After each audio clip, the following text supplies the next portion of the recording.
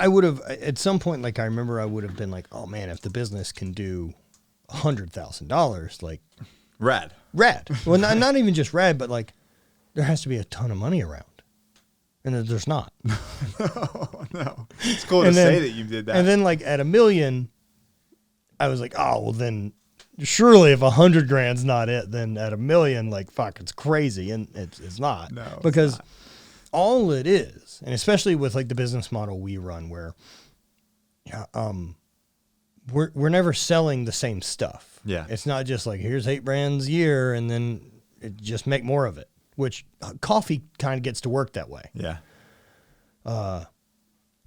It's just like I'm constantly trying to push all the chips back onto the table for the next time. It's like starting from scratch every single time. Every month. Yeah, every month. Dude.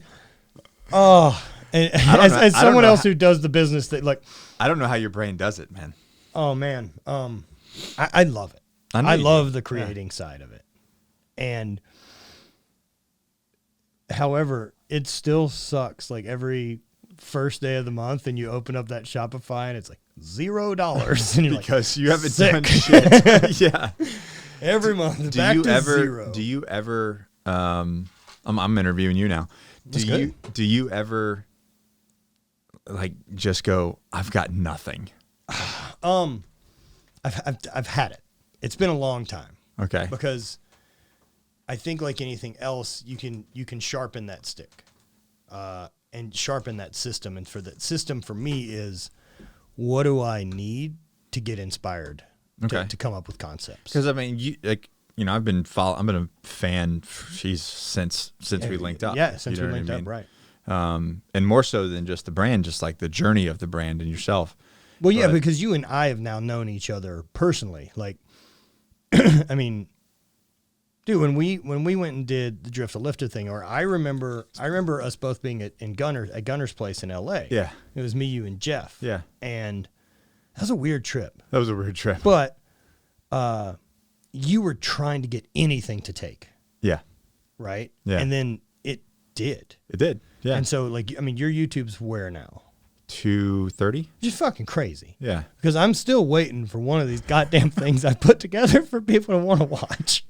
But I think it was by accident. I think I had a couple of videos just slip through the YouTube algorithm. But still. Yeah. But you did. Yeah. Right. And then you've never let off. You just consistently keep making content. Yeah. You can't let off the gas. No. And so, now we're rebranding a lot. Like I have no problem at this point being like, people aren't interested in my vlog stuff.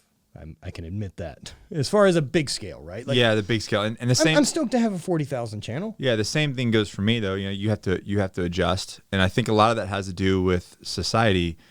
Back in the den, Nystat was doing daily vlogging. Yeah, you're right. As he stopped, it became less interesting, and a lot of people stopped. And I noticed around the same time that which is also why he stopped, because the story got told. Yeah, it was okay. He's doing something again. Yeah. Personally, I really like that because, and it's something that me and my team have been talking about, because how else do you get to show in that format the behind the scenes of what's going on with your businesses? And that's how I use it. Yeah. And that's how we use it now, is so like I can document like my run training on the day-to-day stuff. And then, like, if we're going to do a second tier video, I guess would be like something more professional, where it's a bit more scripted. Like we know what the point of that video is. Right. Exactly. And it's different content. Yeah. And so I get comments all the time like, man, I wish you'd bring back the vlogs. And it's like, I do too. But it's just you. But it's just me and you hanging out watching these vlogs. So it's like I would love to too, but it's like I have to have, the juice has to be worth the squeeze. So it's like, if I'm going to do something with my time and effort, and more importantly, the people that I pay's time. Right. Like, that changes things. That shit has to crack off. Like it has to have a return of investment on it, and there's like, everybody's like, well, just do what you love, man. It's like, I get that. And I am. Right. If you look at the macro picture, I am doing what I love. But at the same time, what I really love is for things to work. Yeah, dude. Like it's cool having that line to say like, oh, I'm going to make X, Y, and Z and not make this. Mm-hmm. Right. Cause I remember like you and I had talked about it, and like, you didn't want to make military content No. At all. No. Just super opposed to it because that chapter was done. Yeah. Are we recording? Yeah. Everybody's like, wah, wah, wah. I don't think I've ever really talked about it. But when you did and it caught. Yeah. And like, yeah, I wonder how much of that like, I don't want to do it is also the bit of failure avoidance, right? To be like, well, if I do that and then it doesn't take, then fucking what? Yeah, so it did take, and when we did it, it did take, and the problem was, to be 100% honest, I was super unhappy with it. Really? I hated doing it. It was like more like a job. So even, I mean, so I know like one of the videos that blew up was the like hotel room security. Yeah. So like stuff like that, like so okay, that's a cool video. That's a cool. So the reason why I like that video is because we scripted this whole. Well, I'll tell you this little story. So I scripted this whole scenario, and then my team completely changed it and did it their own way. And they said, just trust us, and it came out brilliant, right? I mean, I had the general concept of what I wanted, but they manipulated it and made it really cool. I like that video because of the production value. Yes. Because of the story, because of what it is, because I got to include Clint from 100 Daily School Skills. So that was super fun for me to do it that way. It was like the Tactical Tuesdays of like, just like, this is how you pack a truck. This is how you draw your pistol. Like, I'm like, just dying a little. I was just dying a little on the inside. At the time, I'm going through, film school, and I'm like trying to be creative. And there's nothing wrong with those videos. Don't get me wrong. There's people out there that have dedicated their entire life to that. But for me, it was like I had done that. Right. I wanted the whole purpose of it was I wanted something else. Yeah. There's not, because you don't want to do it isn't shitting on it. Right. Right. It's just saying that that's not the avenue I want to take. I just got out of a 12-year career of this isn't my passion of doing that. What I don't want to teach is the kindergarten version of what had to keep me alive. Right. And you're right. In a real world place. And you're absolutely right. Like to put out YouTube videos about that content, you really have to do beginner level stuff. All right. The advanced level stuff shouldn't be on fucking YouTube in the first place. Right. You know what I mean? So it's like, well, that's what like, I'm not, like, if you want that information, go sign the fucking dotted line and go do it. You know what I mean? We have this great system that'll happily pay you to travel. Pay you to travel. Yeah. Exotic places. But yeah, so doing it, like you said, doing the kindergarten version, it was just, there's a reason why I got out. Yeah. You know what I'm saying? Like there's a reason why I left. And it was, I wanted something different for my life. But I can't talk about it because it was a stepping stone. A lot of people say, oh man, that's how I found you. And I'm like, and when I hear that, that's when I go, shit, I should start sprinkling that stuff. I know, in. right? You know what I mean? It's because like, it's a gateway for me to get people to know me, but then they get to see other layers of the onion. Right. Which for me, that's what I really like about this. Like this of the media I get to do, this is the one I really like the most because it peels the layers back. I love it. Yeah. Because long format, get to like, I want to know this person. Yeah. And I think I get to share my ideas better in this format than an Instagram post or any of those type of things. And you just can't get your I mean, people are just so deep, and you can't get to know somebody through an Instagram account. Even most people, right? Like if it's someone who I've had in that I'm kind of casual with, and that white monster. That was a really nice pop. That was a good one. That was really clean. I'm a professional at this, guys. It sounded great through the headphones. It was, yeah, man. You want to do different shit. Yeah, that's it. You want to do I don't want to talk about Highland Games. So right. I can't fucking throw. That's what I remember we talked about. It was like, why aren't you just make like how to throw like Highland Games videos? Because there's 8 dudes. The time? Yeah, and you're like, it's like me and 8 dudes can jack off watching these videos. It's like I've done it. Like I won 2 world championships. I don't want to talk about it. There's anymore. no more things for me to learn right. from this sport. And the truth is, like, let's say I don't get hurt and I do compete another couple years. Let's say I win another world championship. Nothing's different. Like having 3 of those doesn't change my life any more than having the second one. Matt Vincent, 3-time world champion. The only thing that's different is I'm slower to get to here. Yeah. Because then I spent 5 more years fucking off doing that thing. Yeah. And maybe here's a question: would you? What I would? Would you ever go want to compete again? No. That chat, and we talked about this years ago. That chapter's officially closed. If I could throw well again, but you're not going to be able to compete to that level. Yeah. No, it's not. It's not even fucking realistic. Yeah, I can't. Your body's not. No, it's not even. It's different human. It's like, would you want to put on another 100 pounds again? I mean, look, I miss being great at a thing. Yeah, and I got to be great at a thing. Yeah, and so that's fun. Like it's fun being that level of good at a thing that you just fucking know you have it. I get it. But like I learned so much from that sport and got so much from it that there's no big lessons anymore, just the risk. all risk. It's just going to hurt a lot. And I have to throw a lot. And I'm probably going to have to replace the knee again sooner Which I'm going to have to do anyway. Yeah, but why ramp that schedule up? Yeah, who knows? Modern science, my income fucking live to be 200. Yeah, just take a shot and it rebuilds itself. Nanobites in your knee. Dude. But I tell the young guys that are in the unit now that come across, they're like, well, this and that. I'm like, hold on.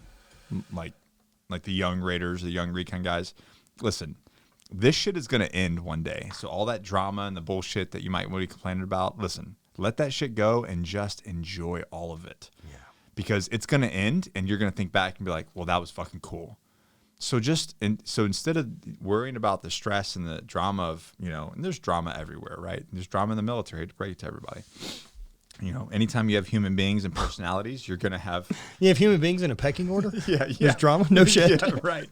So I'm like, so let all that shit go. Don't stress about it and just enjoy all of it because one day it's going to end. All you're going to have is your memories from it. Yeah, That's one thing, not a regret, but that's one thing that I would change if I had to do it over again. Okay. I wouldn't take everything so fucking seriously. Right, but you only get that with hindsight, right? Of course. But I try. That's what I'm trying to tell the younger guys. There's also a reason that in none of our military services are recruiting 40-year-old guys right, who shits together with hindsight to go fucking join the military. Right. This is not ideal candidates. Right. We have too many questions. That's right. Excuse me. Wait a minute. What? We need a 19-year-old version of you. Yeah. See that wall? You could run through that. Probably. Sounds good to me. You're paying me for this? Fucking A. So yeah, but like that's the one thing I would change is I'd probably be like a lot happier doing all the things that I was doing. Because if you dialed back 10%. Yeah, I'd be like, look how fucking rad. We're jumping out of planes in the middle of the night into the ocean and then swimming up. Jumping out of a plane into the ocean stresses me the fuck out. To me, it's like the most amazing thing ever. Like my last deployment, I think back of, us, in the middle of the night on motorcycles in a helicopter. What? Why? How big is this helicopter? Big enough to put you doing like the wall of death in here? So we would literally we'd back our helicopter, our motorcycles into the helicopter. Okay. So it's got like a ramp. Yeah. Yeah. It's a Chinook. It's okay, like big fuckers. Big fucking double. Yeah, double. The Rock can hold one with a chain. Yes. Got it. Yeah, you saw that. Yeah. That Blackhawks. Yeah. No. This is a big ramp. It's got dual. It's a big freaking thing. You can drive a car up in it.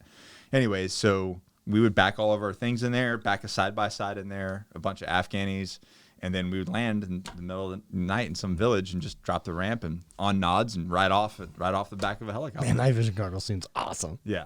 What it sounds cool, but the reality of it is like you have all can't see shit. Yeah, like so then now the dust from the helicopter's coming up and you're on nods. There's huge fucking rocks and you're just like in the movies it looks really cool. Right. It's just green. It's just green, perfect vision. Yeah. In real life, it's like if I fucking fall, this whole thing is a shit show because there's 40 other fucking people coming off this bird with me, and it's gonna be just a big. It's like fast roping down and like one guy, one asshole trips. And it's all just a big pile of dudes. Oh no! Yeah, but no, we don't look cool anymore. No, it doesn't look cool in real life. But anyways, like you think back and you're like, yeah, I fucking did that. That's super fucking neat, right? Like I had a. So don't stress. So if you're listening and you're one of those guys, don't stress the small stuff. Give a little bit less of a fuck. Yeah, give a little less fuck and just enjoy give enough of a fuck to stay alive. Yeah, and do your job. But at the end of the day, it's have fucking fun, man. Dude, I remember I had Derek Carver on not too long ago. I was talking to him about his enrollment and stuff like that. And he said like he had gone in and then got out, and then was back in school, and then went back. Yeah, he was playing ball. Right. And he was like, well, things looked like they were wrapping up in Afghanistan, and I was afraid I was going to miss out, so I re-enlisted. And I'm like, what? And like, that's just such a different mindset from like, what do you mean miss out? It's a fucking war. Like that's the opposite of the direction I'm trying to currently go in my life. That's it. I get it, that's right? It. And so when he said that, and then I was like, so what was your original reason? Like, why would you go? And he's like, adventure. And I'm like, fuck, that's a great answer. It's fucking adventure. 100%. Yeah, the military things, like, it was just never sold to me as such. You're like, I just still don't know that it would have been great for me, but it was never sold to me as adventure. You would have done well. I just imagine, I saw Full Metal Jacket, and I'm like, fuck, do I want some guy yelling at me like that? I played high school football. I'm good on that term. What's crazy is like, there's that boot camp stuff. There's a lot of accuracy in that. Yeah. Maybe not in 2021. Sure. It's got to be way different. You don't think Army's in there fucking? Well, they just did, I don't know all the details on this, but they just did their first co-op platoon in San Diego. I think it was San Diego. At Bud's. No. This is basic level Marine Corps recruit training. Okay. They just did I don't know all the details. Maybe he can look it up, but they did their first fucking straight up Starship Troopers co-ed boot camp. Whoa. Yeah, in the Marine Corps. Now, I think they might have been doing this in the Army for a while. Okay. But I don't know. But first thing I thought was like, oh, we're fucking heading to Starship Troopers. Like, this is happening. Starship Troopers is interesting. The movie's wonky, but the book. The book covers, it's way more serious. I imagine. Yeah, so it covers, we still got this drifting ass mic. No, we're good. I just like to. Okay, cool. Yeah, I finagle with mine constantly. I should be fine. Yeah, I think we're all right. Do you want it closer to you? No, I'm good. Oh, yeah, we're okay. good. Why are we talking about it? Making it awkward. No, dude. Don't look at it. Starship Troopers, the book's an interesting one. Yeah. But the movie's fun, too. How do you talk about bugs seriously? Because you have to treat the bugs as this metaphor. Of just another. An invasive species, invasive alien group, race. Whatever it is. Yeah. So are they bugs, though? Yes, in the book they're bugs. Okay. It's still same idea, but they bugs. cover a lot more of the politics behind like the whole Starship Trooper and us making this interplanetary type thing. Which is more super scary because we don't have to get into it, but if you look at what's going on. Well, the interplanetary one's interesting, right? Hey, listen, sci-fi, I feel like sci-fi has had it right for a long time. Well, even so, based on what Elon's doing, and what I like about Elon is Elon's goal is longevity of the human species. And getting on a second thing increases our odds of long-term survival 100%. Drastically. 100%. Yeah. Exactly. Because something's going to hit Earth. Because the opposite of that is it's going to end. Yeah, because something's going to hit this planet. Yeah. Or we do it. It's one of those two things. I feel like we would take care of it before something else is going to happen. That's one of those weird ones, right? Because if I said, I'm interested in what the future looks like, but I'm not that interested in 100 years. Like, I want to know what 5,000 years looks like. Yes. Right? Yeah. But if I have to be able to make some ideas behind that, right? Because if we're 5,000 years into the future, it means we didn't blow ourselves up. Right, yeah. Or we did, and like 100 survived, and we redid it. Well, then if we know that those are the two options, right, Yeah. for 5,000 years down the road, can't we kind of like backdoor and say like, so the only way we survive is either not blowing ourselves up and getting our shit together. So why don't we work on getting our shit together? Yeah, I have a strong feeling that's not gonna. No, it's not. That's not. It's not anyone's plan. We're blowing ourselves up. It's not anyone's plan. Yeah. Like no one. I don't think anyone driving the boat wants that. No. I don't think they really want us involved. No, of course not. Like the whole thing to me, especially with campaigns or anything from both sides, it's just fucking jingling the keys to keep everyone looking over here.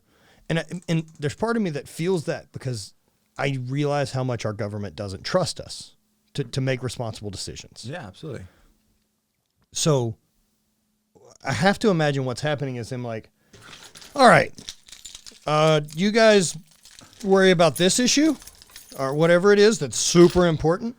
And then we're going to have to go handle the things that's running a business the size of the country with trades and work and all these type of things. Like, we're going to handle that because we can't even explain it to you of like the amount of stuff this takes to get done. Yeah. And so we just have to, what information keeps them yelling at each other? So on the trust, the government thing, a friend of mine sent me this, and I just found it hilarious.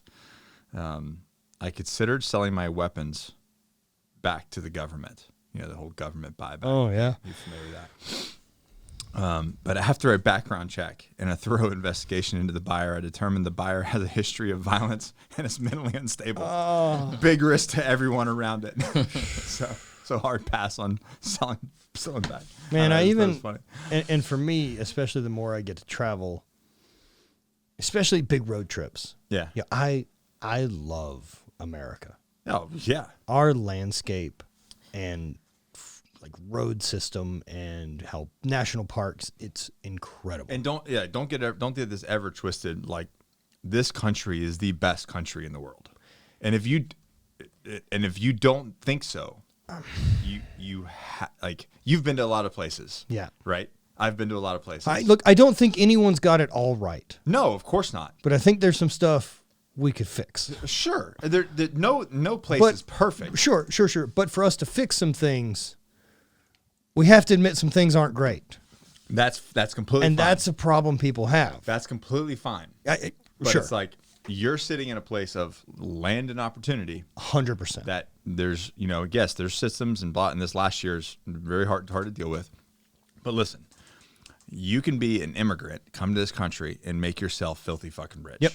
There's nowhere that the opportunity exists like it does so, here. So for me, when it comes to landscape, beauty, if you hit everything, if you put everything in a graph or a circular graph, and you're like, I'm going to go off averages here, best country in the world. I'll give you that. Yeah. I'll give you that. There's places that are happier than us. Oh, sure. Right? And so like... But why is that, though? I don't know. I mean, I think there's a lot of different reasons. There's a lot of countries that people are happy that they don't ever work. They don't have this society of this like 9 to 5 thing. Well, but you end up like some of the happiest countries in the world or Norway and like Sweden. However, a weird part that I don't know what to make of it, but in my experience traveling to places like these, they're also not terribly diverse. No. And they do, right? They have 300,000 people in the country. It's a fucking city. And what's their work schedule like? Right.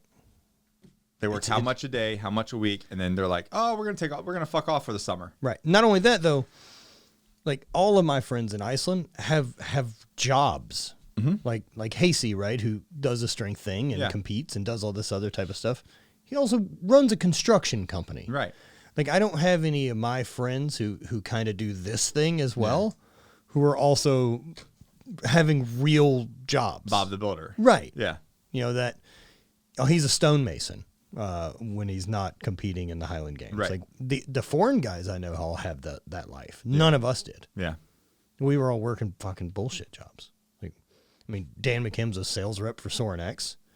Real job, but you were a sales rep. I was a sales rep, fucking taking people to lunch, and then I did my own thing. Everyone else is like a PT or a teacher or weird times. This seems like a weird time ago, man. I think I FaceTimed you one time, and you were like in your outfit. Yeah. Better yet, a costume. My costume. Your costume. I'm like, I look work appropriate. I'm like, what are you doing? What are you doing? Oh man, I learned a lot from that job. But yeah, like I get it. Like you have these. And look, I think there's some other crazy stuff too. Like I think we could do better with our healthcare system. It's a bit fucked. Because look, if we decide that there's some things that work good with socialism, it doesn't mean we have to go all in. We can pick and choose. We have the rights. I say fuck it. Let's go all into socialism. Why? I don't know that I care for that. No. You know why? Because there's so many people that think that it's great.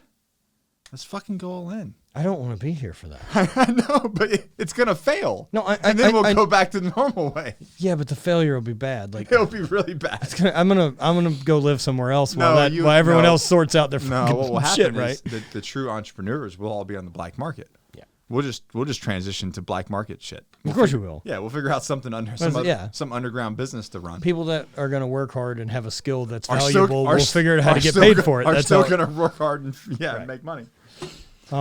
But yeah, I do think it's a little odd that we're the only first world country that doesn't have a better healthcare plan than we do. See, and I'm not a. But I think we've been sold on the idea that this is the best option, and it's not. See, I'm torn, right? Because half my family is in Greece, is overseas, yeah. Right. So they have socialized healthcare. Mm-hmm. It's shitty. Okay. So they still pay for doctors. Because the socialized one, the ones that they can go to for free, don't take care of them. They're like, here's some fucking Motrin and change. And I don't know enough about Canada. And neither do I. And look, I still like capitalism. I think that if you want to go to a specialist, if you want to go to a specialist who's a talented guy, he can run a private practice and you can go fucking see him and pay out of pocket. But there's some stuff like birth control for females. Like there's a bunch of stuff like that we could fucking do to take care of. Type 2 diabetics. Like maybe the government could fucking hook some people up with insulin. Why though? Because there's nothing they can... How do you get type 2 diabetes? Sorry, not type 2, type 1. Okay. My bad. I was like, absolutely not. Nope. The other one. Yes. Okay, I agree with that. Yeah. Like you're born with that shit. Right, and that's what I mean. Yeah. Not preventable fucking things. No fucking way. There's no fix for that. No excuse. I get that. Because I know people that have the type 1 thing, and it's like there's a thing called diabetic burnout. Yeah. And fucking people kill themselves because it just fucking, you're done with it. Because it's a 24-hour day thing plus the cost. Yeah. And the cost gets crazy. And you basically have to... it's a fucking car note. Yeah, you basically have to be I almost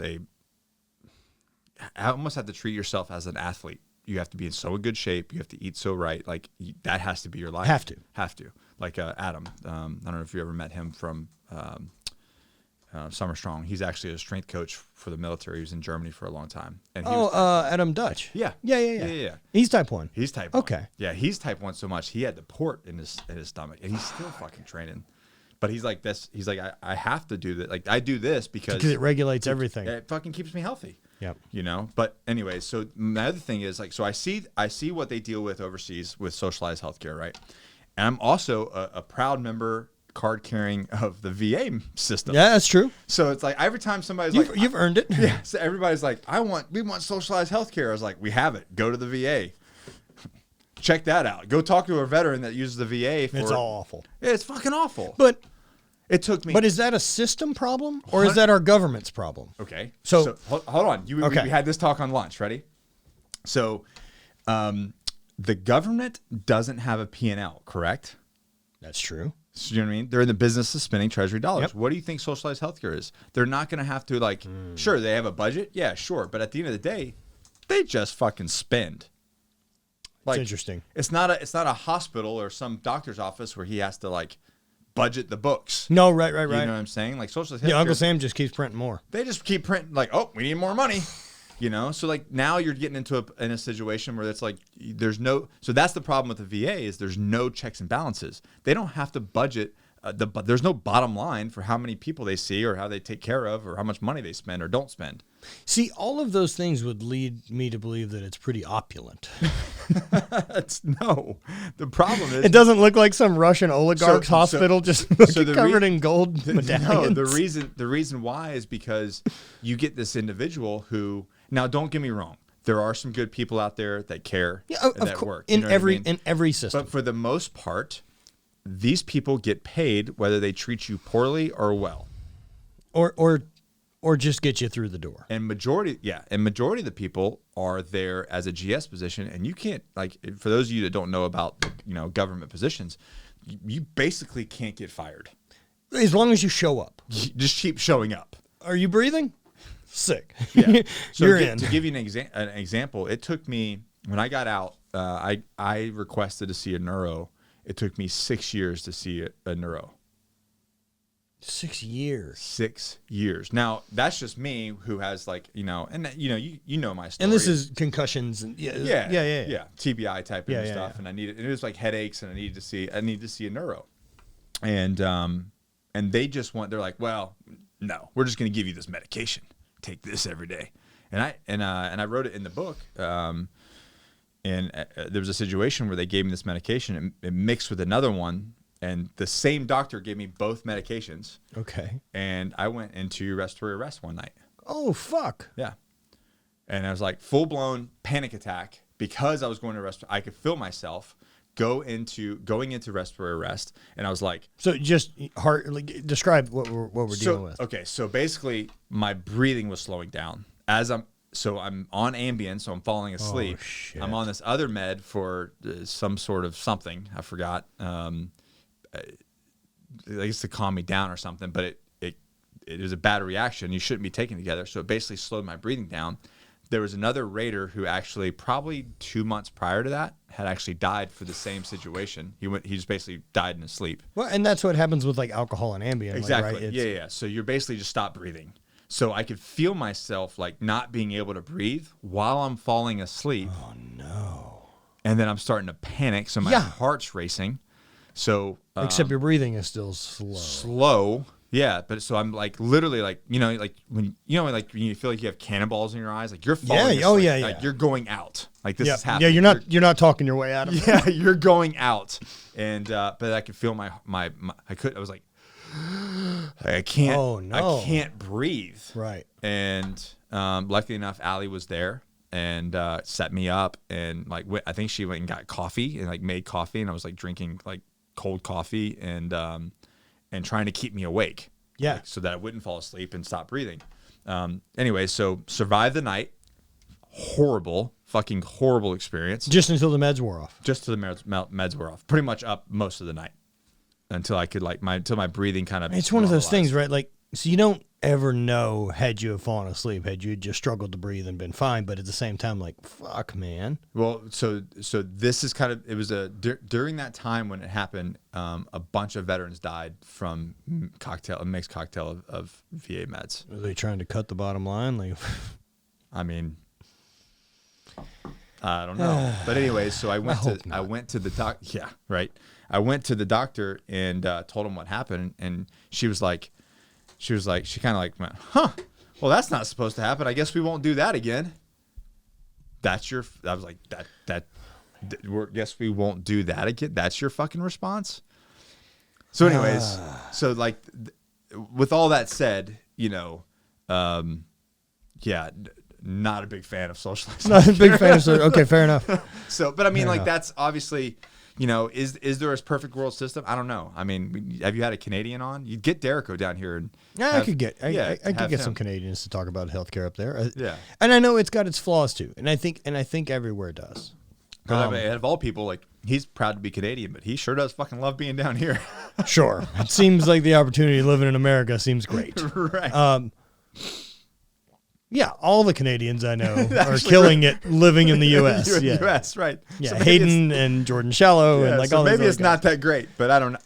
It's cold up there. You don't have any Miamis in Canada. But I don't know. You know what I mean? Like from my experience, just from overseas, my family overseas, and then my experience with essentially what the VA is socialized medicine.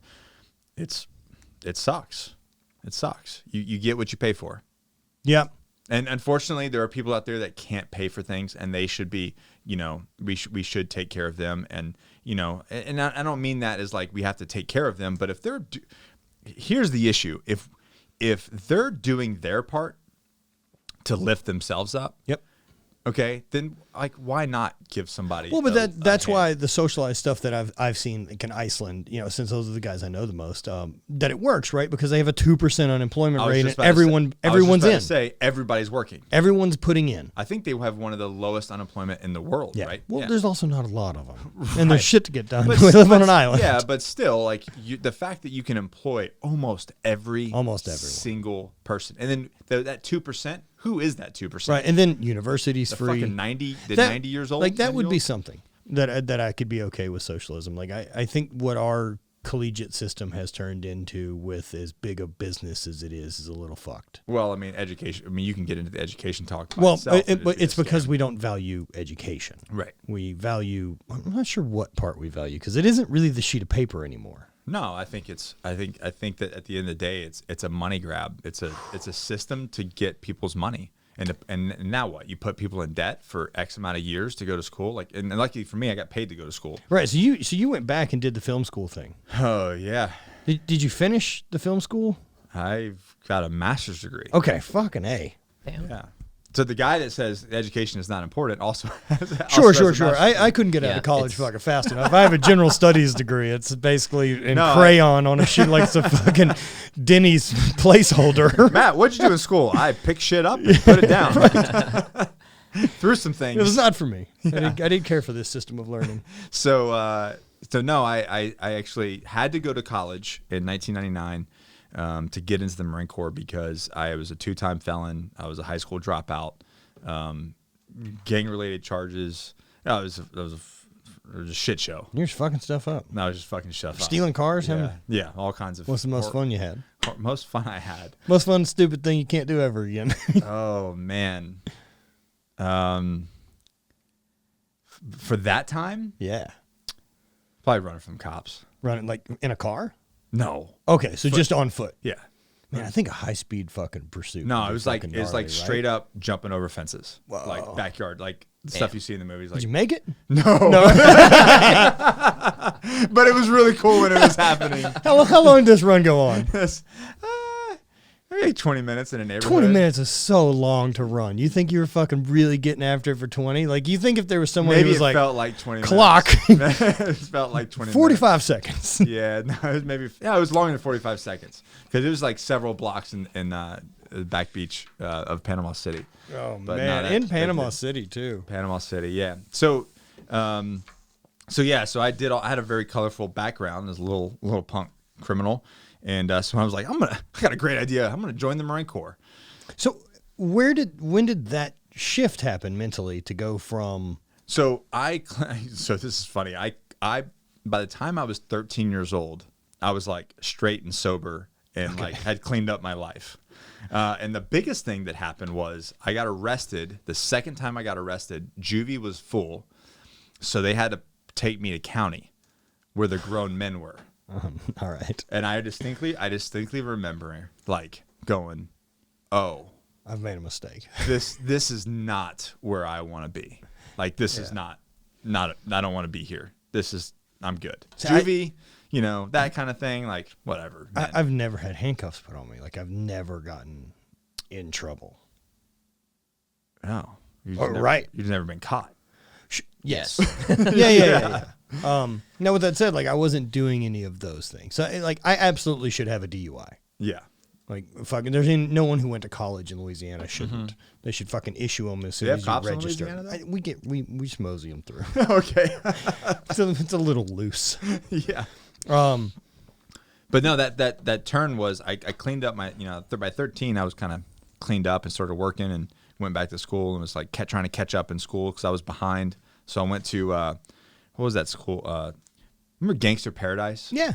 So you went to like an alternative school. I had to go to alternative school because I was I was a year behind, and being a Caucasian young man in an alternative school, bro. Talking about a target, like you cannot get enough. Things have turned. Yes, you cannot. So I'm like, okay, I'm on the straight and narrow. I'm not talking to any of the people that I was hanging out with. Like, I want to get in and out of the school, get caught up, and get my life together. Yep. All right. So I'm literally like, all right, Nick, you're gonna do this. And that trip to county was like, there was a couple things. So the one time I was in juvie, the same time my grandfather was having triple bypass surgery. So my mom has her oldest son and getting arrested and going to juvie while her father is going. Yeah, it's no good. Shitty, right? Yeah. Like I still apologize. Yeah, I'm like, Mom, that's a rough day. I'm really sorry. Yeah. I was such a shit kid. And she's like, oh, you're wonderful. You're such a rock star now. But it's like, but there was a period of time that I was like, oh, a complete shithead. Meanwhile, my mom's working, single mom, 2 boys, working 2 jobs to like not on welfare, not on socialized medicine, working 2 jobs, holding it down, trying to support. Is she trying to start a YouTube channel? It's easier work. No, she's a what's it called? New York Times bestselling author now. Is she? Yeah. No fucking way. River Jordan. Good for her, man. Yeah. She doesn't use any of our stories. But no, so looking back at it, me and my brother are like, man, what a bunch of dicks. Like, mom's out working 2 jobs trying to support us, make things happen, and we're just like, you just can't see it. It's again hindsight. No, of course you just can't. You're just fucking off, right? Anyways, so I cleaned up my life, and then went to school. Got caught. Oh, the alternative school. It's like straight up metal detectors, barbed wire around the fences. Like, but you can't have one altercation, one strike against you. You're out. No, you have to stay there. You can't leave. Oh. So, like, the only way to get out of that school is to have no spick and span, and have perfect grades. So they said, and perfect grades. Yes. So they said, you're asking a lot. Yeah, they said, and I don't remember what it was. I think it was like you have to have B's. Sure. Some grade point average. They said if you have no incidences, and you have B's, we'll let you go to the regular high school. Oh man, for how long? 6 months. Forever? Half the year, okay. year. Half the school year. So I'm like, and dude, like, and they know this. Like, everyone. So people's just trying to get you to fucking. Man, they just like, and you can't. Crabs in a bucket, man. You can't do anything. You're not allowed to get out of here. You can't do anything. So I was like that weird kid, just like. Stare at the ground. Stare at the ground, eat your food. In the, do your time. Eat your food in the corner. Don't talk to no one. Like, literally. Be invisible. Yep. I stared at my feet for 6 months. Yep. And anyways, got out of there, caught up. Anyways, ended up, only did a year and a half of regular high school. Finished the 10th grade. At that summer, I was working 2 jobs, and I was making like anywhere from $1,000 to $4,000 a week. 16 years old. Goddamn, doing what? I was. Are they hiring? So I was an audiovisual tech consultant for Bay Point Marriott Conference Center. Okay. So like setting up projectors and speakers and stuff for like conferences. Okay. All right. And then that was from 6 a.m. to 2. Take a 30-minute break from 2:30 to 10 p.m. I was a bellman. Like, just killing it for Marriott. Yeah, just killing it. And you guys got jobs, I'll take them. Yeah. And janitor and general manager. Like, you're talking about $100 tips. Yeah, like, right. Here's a $100 bill. Take my stuff up to my room, park my car. And I did the same, except I was DJing at a strip club. I think you remember telling me about that. But I was getting super wads of cash every night. Taking it to the bank and depositing it in the ATM because I didn't want to get robbed. It's the coolest. It's the coolest at that age, getting like a big cash job that's paying well. And like, when you're 16, yeah, I would have been in college. People were like, my mom's like, can I spot 100? Son? right. And anyway, so it was, after that summer, it was time to go back to school, and I'm like, this, thinking back now, I'm like, I was an entrepreneur. I'm like, that's not a real good business decision to come. Like, I'm not giving this up. No. So I got my GED and kept working. But the problem was, about a year after that, I was probably 17, about looking to 18, and I had this vision that this was going to be my life. Like, I 20 years from now, I'm here in Panama City Beach, Florida, doing the same exact thing. You found the end of that leg of the maze. Yeah. And I was like, oh, fuck. And I panicked. And I said, no, I'm like, fuck this. I'm out. I'm going to go live a life of adventure. And that's what they were selling back then. They were, free vacation, paid vacation to overseas countries. Oh, and this has got to be like just post Predator and fucking everything. This is crushing. 98. Okay. 98, 99. Yeah. So military propaganda is ripping at that time because we're also like borderline. We're peacetime, right? Peacetime, except for the situation in '99 in Kosovo. Gotcha. With the Serbs and everything. Yeah. So that was really the only big thing. Force Recon actually went in there. The MEU came in there, which is ironic because I joined that unit after the fact. But yeah, there wasn't much happening. It was Clinton was president, right? So it was they were downsizing the military. The U.S. is making fucking money. Yeah, right. So So anyways, the Clintons were making money. The Clintons were making money. Yeah, they always have. And empowering, it's weird. And empowering women apparently. That's what they do. Yeah. So, anyways, so I had that snapshot, and I was like, oh, absolutely not. So I went into the recruiting office, and he goes, I'm like, hey, I'm here to join the Marine Corps. Sign me up. Where do I sign? He's like, cool. Put your information down. Let me go do a background check. And he walked in. He was like, no. Oh no. And I was like, excuse me? He said, yeah, man, you're a convicted felon. And I was like, I was like 11 years, 12 years, 10, like, what? Like, oh man. Does that count? And he's like, yeah, it counts. Forever. He goes, and you're basically a high school dropout. And but the thing is that me being me, I'm like, that was the worst fucking thing you could have ever told me. No. Right, I'm gonna fucking show you, asshole.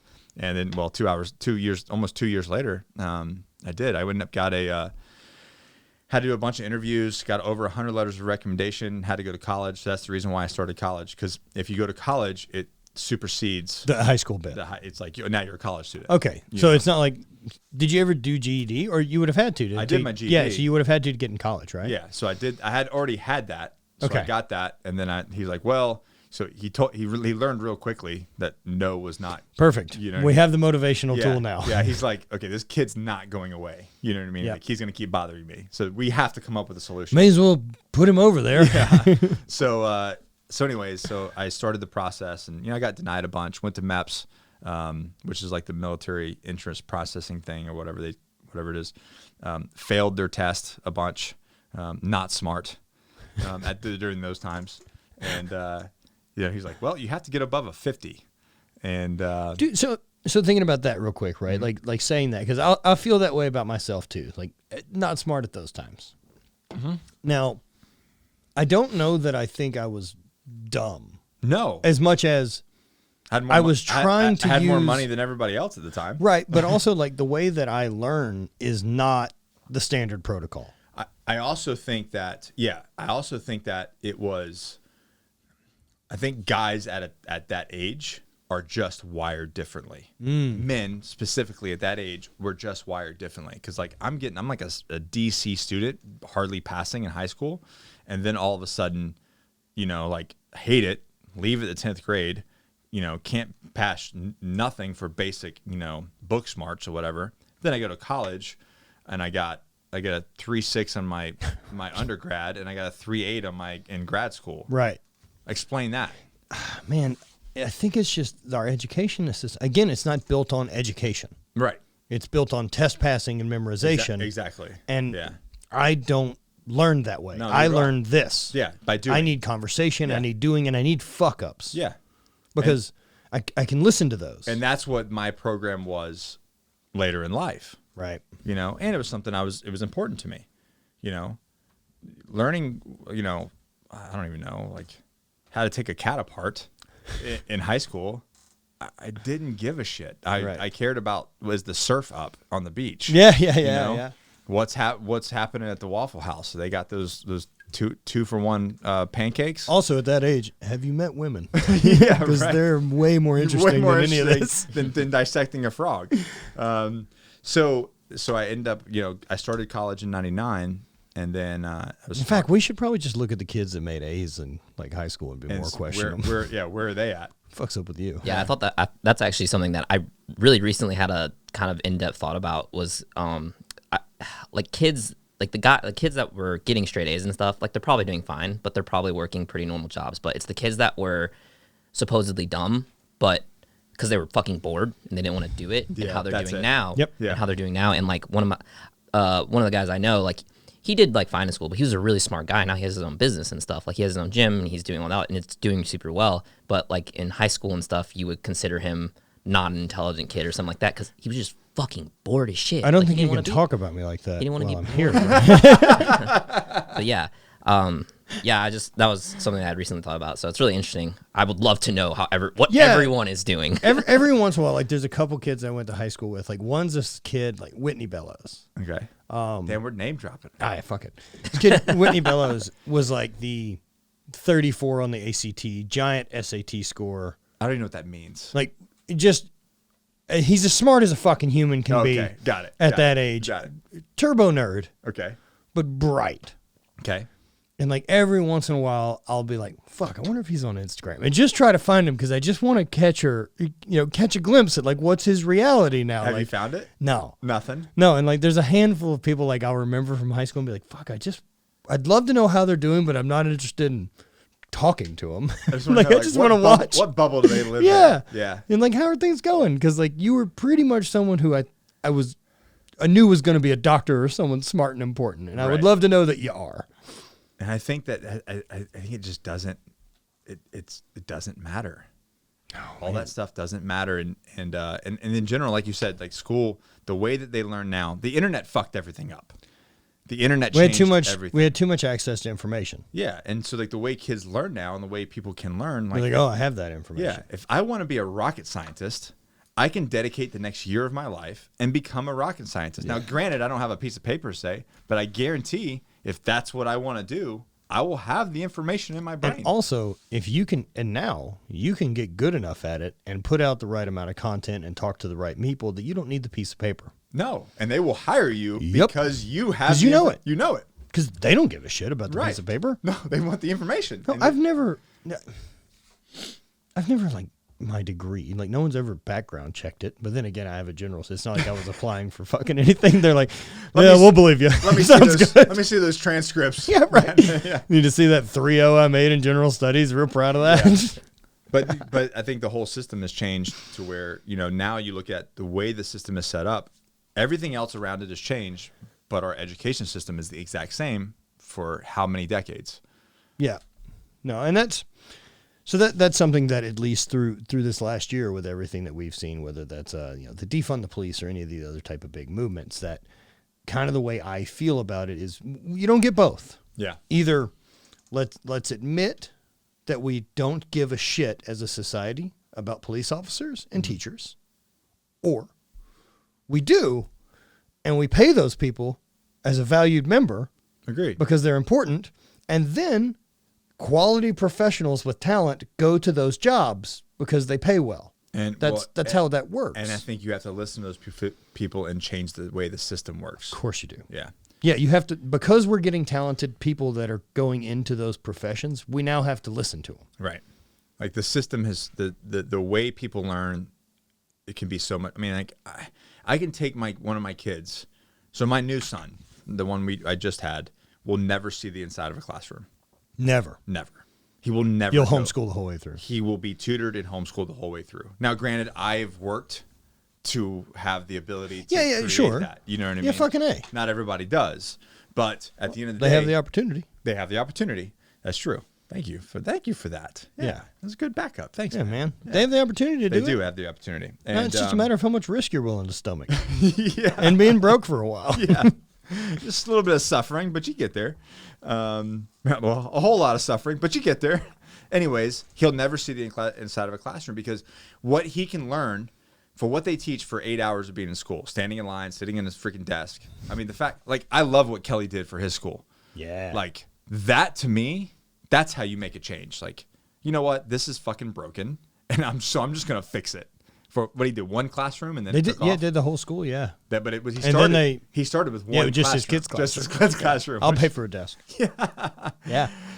So I think you have 8 hours in a classroom. Like I can hire a tutor, have him done in 2 hours, and then what else can he do? What are the other things in life that more outdoor shit? Right. Like I like that about like the Montessori schools or something like that do the more outdoorsy stuff. Like, and I think that's one of the issues that we have with kids with allergies and stuff like that because they're exposed to so much less because we're not doing outside things. We're not getting poop in our mouths from dirt and fucking. You're hiding in a bubble. Like by the time is he learning a new language? Because like if he's got 2 hours of reading, writing, arithmetic, I can get that done in an hour and a half a day, and then it's like. What music lesson is he going to go to? What sport is he training for? What graphic design? Yeah, yeah. Like let's work on art. What language is he learning? So and then not only that, like, what are you into? Yeah. Like, let's take at least one of these. We'll even start you at that age. What are you into? We'll spend X amount of time on it a day. Yeah. So now we've got, say, 4 or 5 hours a day instead of 8 hours a day, and he's getting exponentially more information. Right. Now, you take that kid to 18. What kind of person is that? What kind of person have you created? Other than one who hasn't been socialized and he's never spoke to another human. But you trapped him in your house. No, it's not me. Like I literally am surrounded by a crew of people. Right. You know, like. It's not like. I feel like I live. In fact, he's got work to do most likely by this point. Exactly. Let's be real. We need help. This is all about like. It's essentially the modern farmer. Is like, I need people to pack boxes and send things out. Yeah, do graphic design work. Right. but really, I hate Illustrator, Dad. You're gonna fucking do the vector, Jimmy. Combine? Is that? What having like a combine. Yeah, it's like that's what I feel like. Like I feel like, I live in like this village of people. Oh, commune. That's what it is. Combine would be the NFL thing. Well, he's gonna do that too. Perfect. Yeah. at least train for it. I knew it. It'd be helpful if he just goes to the NFL. This would be a great way to make money right out of college. So I'm surprised more people don't look at that. It's great. Yeah. It's super easy to get into. Fuck, LeBron basketball's better. You just do it right out of high school. LeBron James is a millionaire. He never even went to college. So like you take that individual and I don't know. I think that they're more well-rounded. They see, and they never have to like stand in a fucking line. Dude, who puts a kid in a line? We've changed our system a lot to where it plays to the bottom rung, and that doesn't do anything to support our really talented kids. Right. And so they get bored. Yeah. And then they give these kids that are acting up, or let's put them on AED meds. Well, you have two types of smart kids in school. Yeah. You have the ones who are bored and are going to act up because they're bored. And then you have the ones that will just follow line. Yeah. That like, the answer is they were told not to talk. We don't talk. And I have, what's funny is I have both of those kids. I was not that kid. Yeah, I have one. That's like, rule? I'm like, I have one that's like, you're supposed to do this because they said so. I'm like, and the rebel inside. Yes, it's just yelling. I'm like, no. What? But why? Because they said so, Dad. No, listen. But their logic is really bad. Yeah, question everything. Everything. They're like, can't make a ruckus, Dad. I'm like, oh man. God. And then I have the other kids like, burn it all down. Let's watch it all burn. None of this makes sense.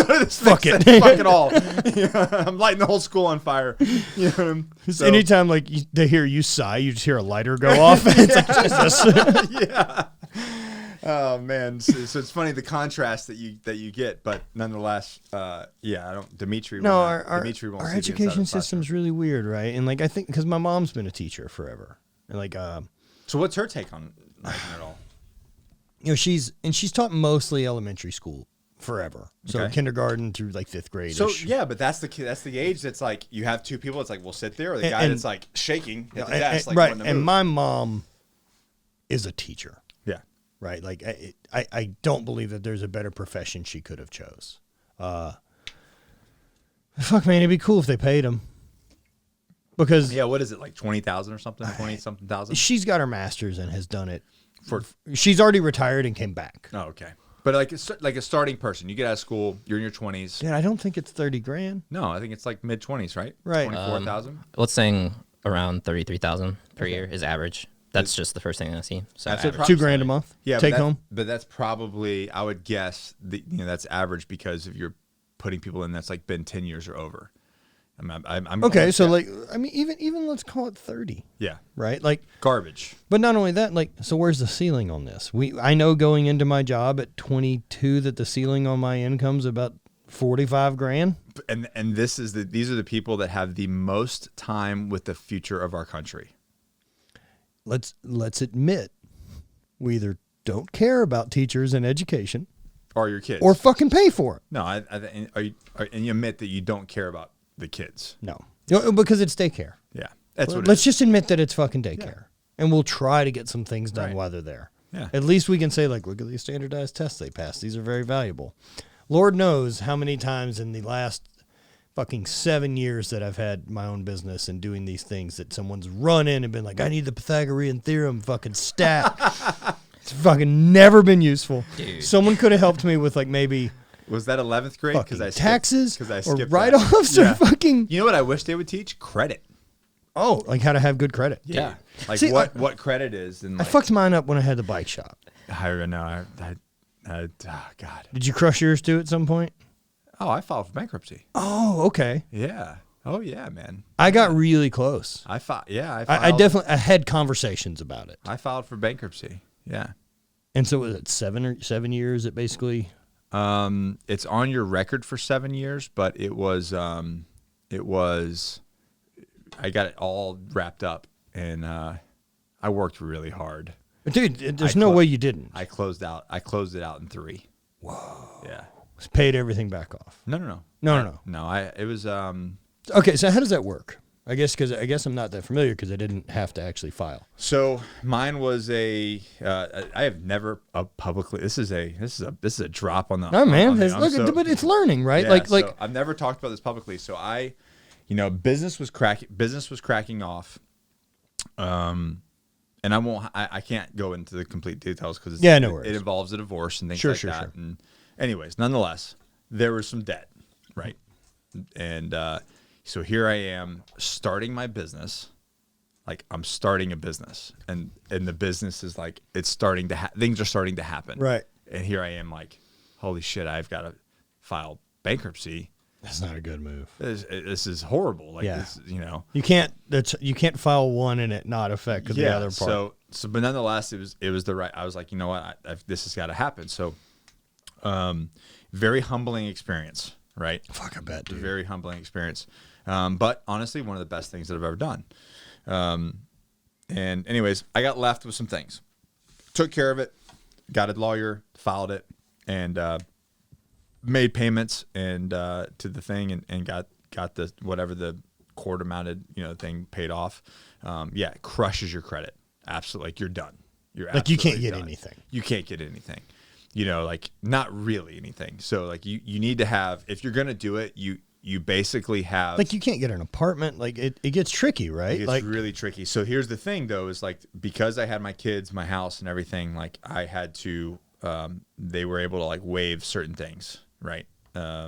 If you had like if you had like 3 cars and a motorcycle and riding, they're like, okay, some of it's got to go. It's all got to go. But so they're not going to kick you out of your house. Yeah, or your car, because you need to go to work, get your, go to groceries. Even if you have an asshole car. Even if you have an asshole car, you can keep that car. They won't. You have one car. Okay, but like if it's on a lease, I imagine. Do they get weird, or is it like? I don't know about a lease. I don't know about a lease. Those are weird details. Yeah, that's a very weird detail. So because then you could technically turn it in and get a cheaper one. So for instance, I had my motorcycle. Okay. And they were like, "Nope, you don't need that." And I was like, "Fuck." So weird that someone gets to tell you that. Hey man, if you it's part of the deal. That's part of the deal. You want me in your fucking business, then I get to make decisions. Yeah. So anyways, I filed. Now I did work a deal to keep my bike though on the back. And I also kept that shit in the garage. Just hide it under a fucking blanket and be like, "Nothing's there, sir." Nothing's there. So technically, it was part of but I kept making the payments regardless. Huh. So I made the payments. So you never got behind on the bike. It doesn't matter that they still technically, but I never got behind on the bike and things like that. And then I paid it off, and then once it was all done, I got the title. Nice. So yeah. But I did keep that in the garage locked up for quite a bit of time, so just in case somebody was driving by and was like, "Yep, we're gonna take that." But anyways, so I did what I was supposed to do and made my payments and within 6 months I did get another credit card. But man, I'm having to build a business with 0 credit. All cash. If I travel somewhere, it's got to be cash. If I buy inventory, it's got to be cash. So I was in about the same boat with HVIII. Not with HVIII. I was in the same boat after I got out of the bike shop. Okay. So starting it up. Yeah. So like I got out of the bike shop with like probably 50 grand in debt.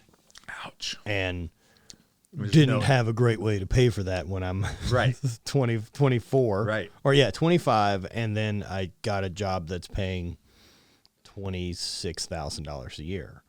Yeah. How much? $26,000. That's how you live. Right. That's all you live. Yeah. Almost. Yeah. But yeah, eventually fucking paid it off. How'd you do it? I ended up, so I had the job working. It's the worst job I've ever had.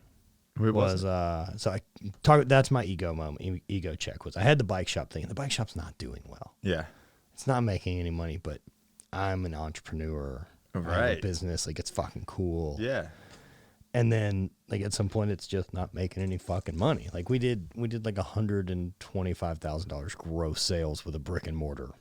And you had a partner too. Yeah, so it doesn't go great spreading it two ways, much less three when we started. Yeah. And so so I got out. My other partner ran the shop for another couple years, and then I got hit when he filed for bankruptcy because we didn't do great amounts of paperwork. And so I got the debt because I didn't want to file for bankruptcy. It's basically like a divorce. Yeah, so live and learn. And man, it just so I got this job working at AT&T stores. Okay. Selling home telephone service like upgrades. So like getting you call waiting or getting you like a three-way landline? Oh yeah. Getting you call waiting or getting you any of this. And this is like fucking 2007. This is a dying industry. I'm aware of that. The fucking first day I went in, I was like, why are we selling this? Why are we selling landlines? Yeah. And like not only landlines, landline upgrades. Oh my God. Yeah. And so like I'm working in AT&T stores as a third party. Like I don't work for AT&T. Yeah. And I'm in a suit, which a 23-year-old me bought, so it looks like it's fucking made of burlap. Looks like you borrowed my uncle's suit for a funeral. Yeah. It's fucking gigantic. Or too small based on the way I look. Yeah. Who let this kid in here? No one. Yeah, the pants that fit me from Men's Warehouse aren't exactly a slim cut. Yeah. Oh man, I just look like I'm fucking selling rental cars. Oh my God. And so doing that, and like I have to talk to customers, like cold walk up to people, and just be like, "Hey, I would love to talk to you about." Hi, I'm Matt. Dude, seriously, home telephone service, and if I can help you save some money, I need your social security number, and I have to call a place and check your fucking current plan. Crazy. Yeah, and then it was never a better deal to do anything with me. The book says I'm saving you money. I know that, but I know when I call it in, the person that confirms the changes is always going to tell me it was more.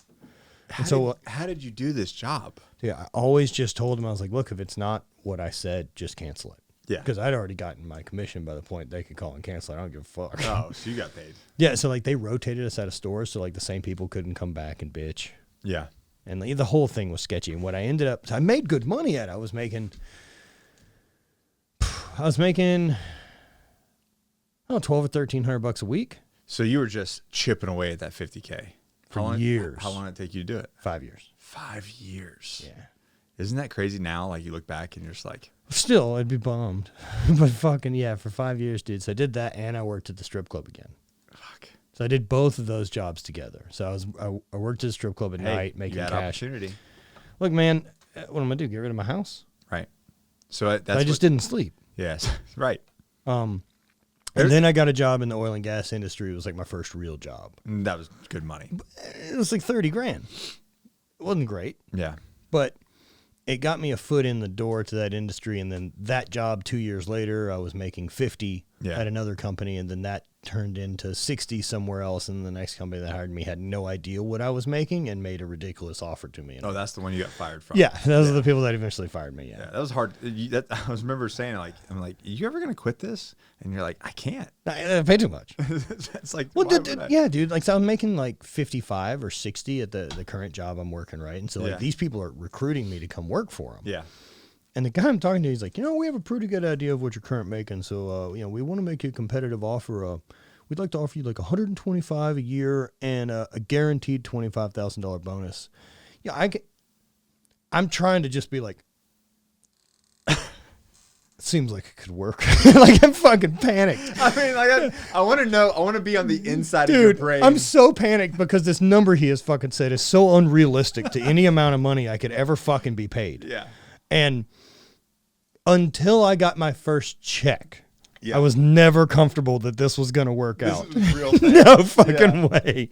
That's so funny, man. I'm just like, I ain't saying shit. Do you think that he could tell your demeanor change, or did you keep it together? I think I kept it together. You think you kept it together? Yeah, I think I kept it together. I'll do you one worse. So I also think because what he was justifying paying himself, he didn't last very long. What he was justifying paying himself, He had to pay us. Got it. So when I got out of when I left the Marine Corps, keep in mind, like, I'm leaving the Marine Corps, special operations, critical skills. Yeah, you have a bunch of different things, right? So, and I made good money. Like don't get me wrong. Like, leaving the Marine Corps with all my benefits, if you talk about jump, dive, all my different pays, special duty pays and everything. Like, I was making decent money plus like healthcare for the whole family. Sure. Housing allowance, food allowance. And so the healthcare thing goes to the whole family. Oh yeah. Okay. Yeah, and it's pretty decent. Like, yeah. Like, if you're talking about, like, but I mean, it's, again, it's the VA. Spending money, not the VA. Okay, so VA is just you. The VA is just veterans. Right, yeah. right. Okay. That's why it's shitty. They don't give a shit if, like, you're done. We're done with you. That's not how we treat our. This is Nick's opinion. That's not how we treat our soldiers. This is Nick's opinion. Anyways, but when you're in, there's TRICARE, and it's an actual decent healthcare. So I'm like, okay, well, I'm going to pay for healthcare, like legit healthcare. Like, I'm getting out. I got this job. My first job offer, the VP calls me. I'm in this, like, I'm up there for some work, or for a job interview and some work. And literally, I'm staying in, like, the shittiest Motel 6 in Washington, D.C., like the outside doors. You know what I mean? Oh, yeah, man. I've stayed in a bunch of those when I was doing outside sales. That, like, I slept on a bunch of tops of blankets. Yeah. Like, I ain't getting into bed. No. I went into some place that the place was covered in wolf hair, I assume. I don't know how. So, like, this hotel that I'm staying at, like, people are hanging out on the deck in lawn chairs in front of their rooms. Yes. They're long term. Yeah. And I'm like, what the fuck is going on? Like, where have I gone wrong in my life? Anyway, so the phone, like, the phone rings, and I answer it, and it's the VP of this company. And, I'm smart at this time. Like, I'm not a child. Like, I'm an adult. I was, staff NCO in the Marine Corps and special operations, and I've run the numbers. And I'm like, so I'm hardballing him. I'm like, listen, I don't know where you guys are at on this. I'm totally interested. But I can't do this job for anything less than $120,000 a year. And I don't even think I put a period on the end of that sentence. And the VP goes, that'll work. And I was like, yeah, right. Shit.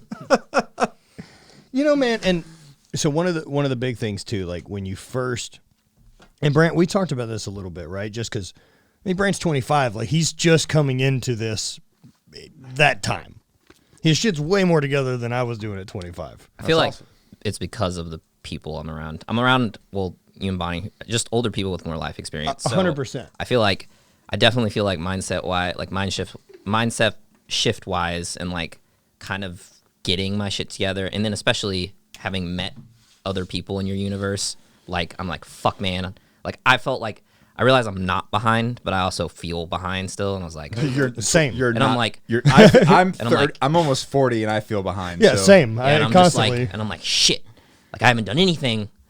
I'm failing. I need to do better. And so, like, yeah, just Brant, you're 25. You can fuck up for the next 10 years and still make something 10 yourself. years. Which I'm, like, also realizing. You'll be so far ahead. It's so gonna it's be just, great. I'm like, cool.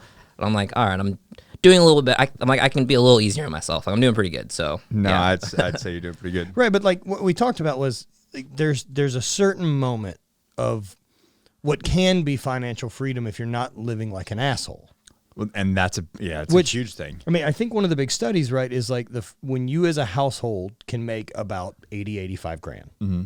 And, like, that kind of sweet spot of a number for two people, or, like, one person, if you're solo and making right around 50. Yeah. You don't, and especially if you're not living like an asshole, you probably have a car that's reliable. Yeah. You probably have a place that's not too sketchy. Yeah. And you can afford the rent to where, what would you say? You could put all your shit on auto draft. Yeah. I think what most people get the problem is that they make 50, they have a $50,000 lifestyle. Right. Yep. That is not the key. Yeah. So do it all over again. I would, whatever I made, I would live probably 50% of that. That's the way to do it. Yeah. Like, that's advice I've gotten from people lately with financial stuff is, like, how to determine whether or not you can afford a thing. Yeah. Can you buy 10 of them? Yeah. A lot of my coaches are basically saying if you need to get to where 40% of your income is going to your savings. Whoa, 40%. Like, if you really want to be financially free, and you want to talk about, like, being wealthy in the future, 40% of your income needs to be saved. So much of it's getting poured back into the machine that... No.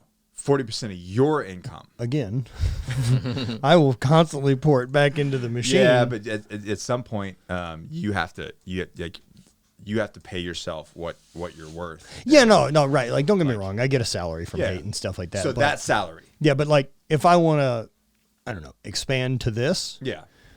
Let's just say Dope's budget wasn't it? Yeah. I said, I want to build a place that looks like this.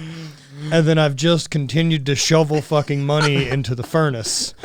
And listen, until it's done. It looks fucking dope. It's great. And I fully believe in the time frame that we're going to be here. I have no for the next couple of years, I'll fucking pay for this. I have 7 times over. Right. Yeah. It's well worth the investment because that's something else I felt, man, because I know my ability to problem solve and work. And now, like, in the same way that I was confident in my ability as a thrower to perform when it mattered, I know that I can do that now with my job. It's because it has nothing to do with the actual physical ability. It really didn't have nothing to do with physical ability then. It was all mindset. It's all mindset. It was all mindset and then putting the effort forth. Right. And then now I have enough repetition. What did you say? Like talking about getting big and strong. Like, you think that just happened overnight? Like, no, it was a fucking different. 10 years of effort to put into it. 10 years. So the same thing goes with everything. But as far as the money and as you grow old, and get older, like, obviously you can't do that when you're in your 20s. Right. But it's something to work towards. It's something to work towards to where, like you said, do you need to buy this thing? Can you buy 10 of them? If not, then no, you don't need it. Live within your means. Live lower live lower than your means. And then put all that always money away. Live lower. Yeah. I mean, look, I mean, that's the same thing for Bonnie and I, right? Like, we don't have an expensive house. And that's because we don't want the anchor.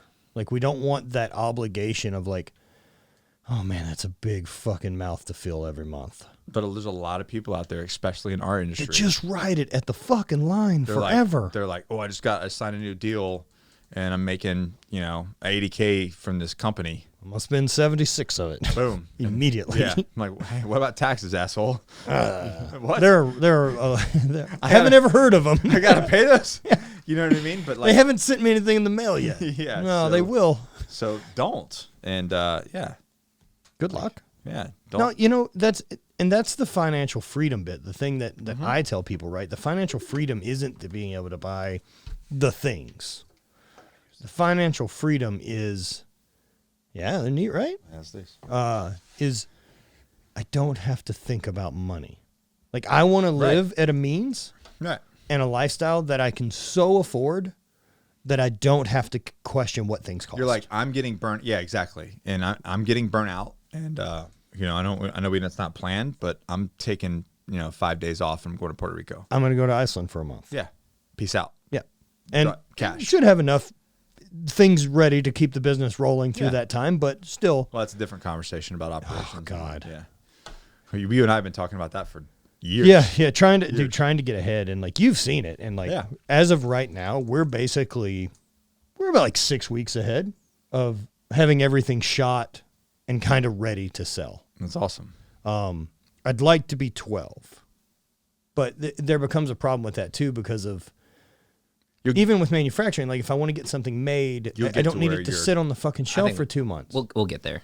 We'll for sure get there. I just think you'll get to a quarter.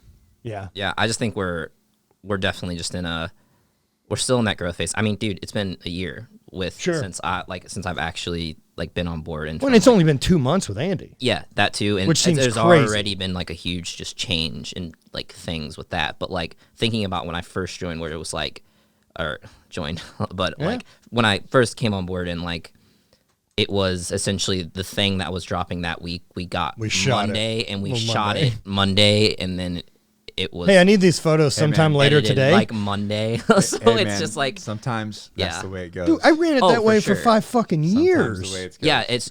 That was really interesting. It was so different. I've ran the whole thing at like this shoestring fucking pace like that from jump. Yeah. And then, I mean, one of the things that we do different is we put out a lot of things. Of course, but here's the reason why it's it's easier to do it that way is because if you create it too soon, you have all of that product sitting on a shelf. Oh, no.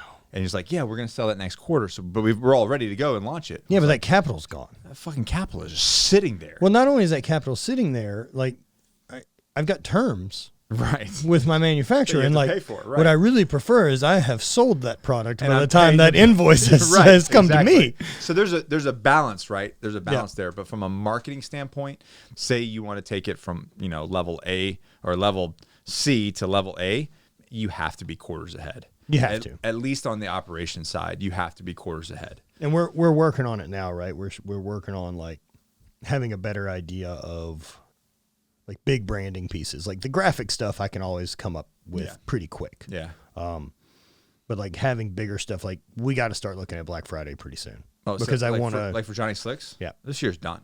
Done. Oh, done.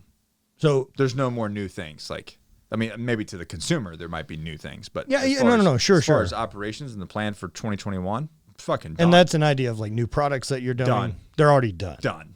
Whoa. Has to be. It's too big. Huh. Yeah, it's the whole year is planned. It's but how many different SKUs are you guys running? Oh shit, man. Is it a ton? There's a ton. Okay. A ton. Now, do we always restock them, or do we? Is there any like? So I guess I'm trying to figure out the difference in business model, like with the way HVIII runs, because I don't restock. So we manufacture. Yeah. So we manufacture ourselves. So what we have done is we look at Johnny and I just did this, and we do it by quarter.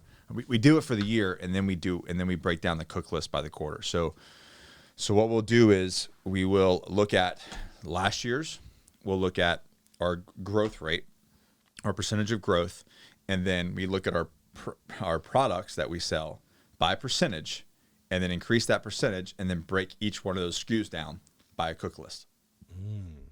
And then we go. So we don't make products based on just like it's not a whim. It's like, okay, we want to make X amount of dollars this month. So we break, out of our sales percentages of what we sell, what are those things? And then we cook those things for the month. Gotcha. Yeah. And then we do that we've done that for the entire year. Okay. And then so all the new products, like things that we're launching on Black Friday, which we have, things that are that are already in the works. We already know we're going to launch. They're not sitting on the shelf yet. No, but you know what they are going to be. But we know like all the operational stuff behind it. It's already it's already like done. the pre-production steps. It's all done. Are done. Yeah. Okay. I definitely have noticed that's been the thing that I've really liked about where we've gotten is there's a little more. We're starting to get that more pre-production phase, which is great because instead of it just being so run and gun, it's having a little more time to plan it out and do it right. And then so like the content and stuff that we're seeing is for guys like us, for entrepreneurs, it's very hard to go to that switch because we're very creative and we're very run and gun, so it's very hard to go sit back and then be the CEO and say, okay, no, we have to plan these out in quarters. Another one that's tricky for me that I run into with the apparel stuff is, especially since getting Andy on board, who can, has a bunch of time as a graphic designer as well as a, photographer. And then I've got Drew and those guys at Slash that do a big bulk of our heavy graphic design and branding work. Yeah. And then I've got another guy, Kyle, with Wild Giant, who I use, who does some freelance, or he's on board now as a salary for graphic design as well. And he's so good, man, because Kyle basically, if I had design skills, it would be very similar to his style. Okay. I think I would create very, very similar pieces. And so I've just found someone that speaks the language of design that I'm trying to convey, and he gets it quick. That's so. And so valuable. we can just fucking crank them. That's so valuable. And so, like working with those guys, and because I'm now freed up to just do creative, I can create things and want to create things faster than I can get them made. Yeah. And so it's like that's Johnny's problem too. That's right. Business partner. And so like right now I'm like, all right, I have slides, a duffel bag, 2 backpacks, jiu-jitsu shirts. You need some jiu-jitsu pants. Working on it. Yeah. We're working on it. So so rash guards. Yeah. Like notebooks, scraping tools. I have like 9 things that are currently in production. Yeah. So what's great and so like I have to convince myself to like stop. Yeah. So Johnny's the same way. He has to. He's very creative, right? Like obviously he created all these different products, so he's very creative. So because we make all of those things, like you're gonna get real thinned out. And then it's like, okay, we only have so much space. Now, granted, we're upgrading our kitchen here very soon, which I'm excited to show you. Yeah, dude, that's super rad. Yeah, we're going so we started in a 300. So in 18, we started in a 300. No, not even 300. Whenever we came, whenever I came to your office last time, right? It was just a room, and it was like, oh, cool, Johnny Slicks is doing his thing. 11 by 10. What's 11 by 10? Just over 100 square feet. It's like 10 by 10 is 100 square feet. Yeah, so just like 120 square feet or something. 100. Yeah, tops. Yeah, so 110. Yeah, right. That makes sense. That's math. 10 times 11 is 110 m squared. It didn't give me the answer I wanted. What the hell? 110 Google? square feet. 110 square feet. Yeah, that's correct. So that's what we were running, like 6-figure company, and damn near into a $600,000 company, right? And you know, like the more he creates, the more product you have to make, and you can only make certain ones in certain batches, right? So we became our own bottleneck, and I was like, okay, whoa, yep. Well, we gotta let's focus on what we sell. So that's the reason why now at the size that we're at, we can't make all these different things. Like we have to make what our core things, which we still have 60 SKUs or something. Man, the new black line is so good. Did you watch the commercial? The Black Label commercial? I don't know. Oh, you would remember.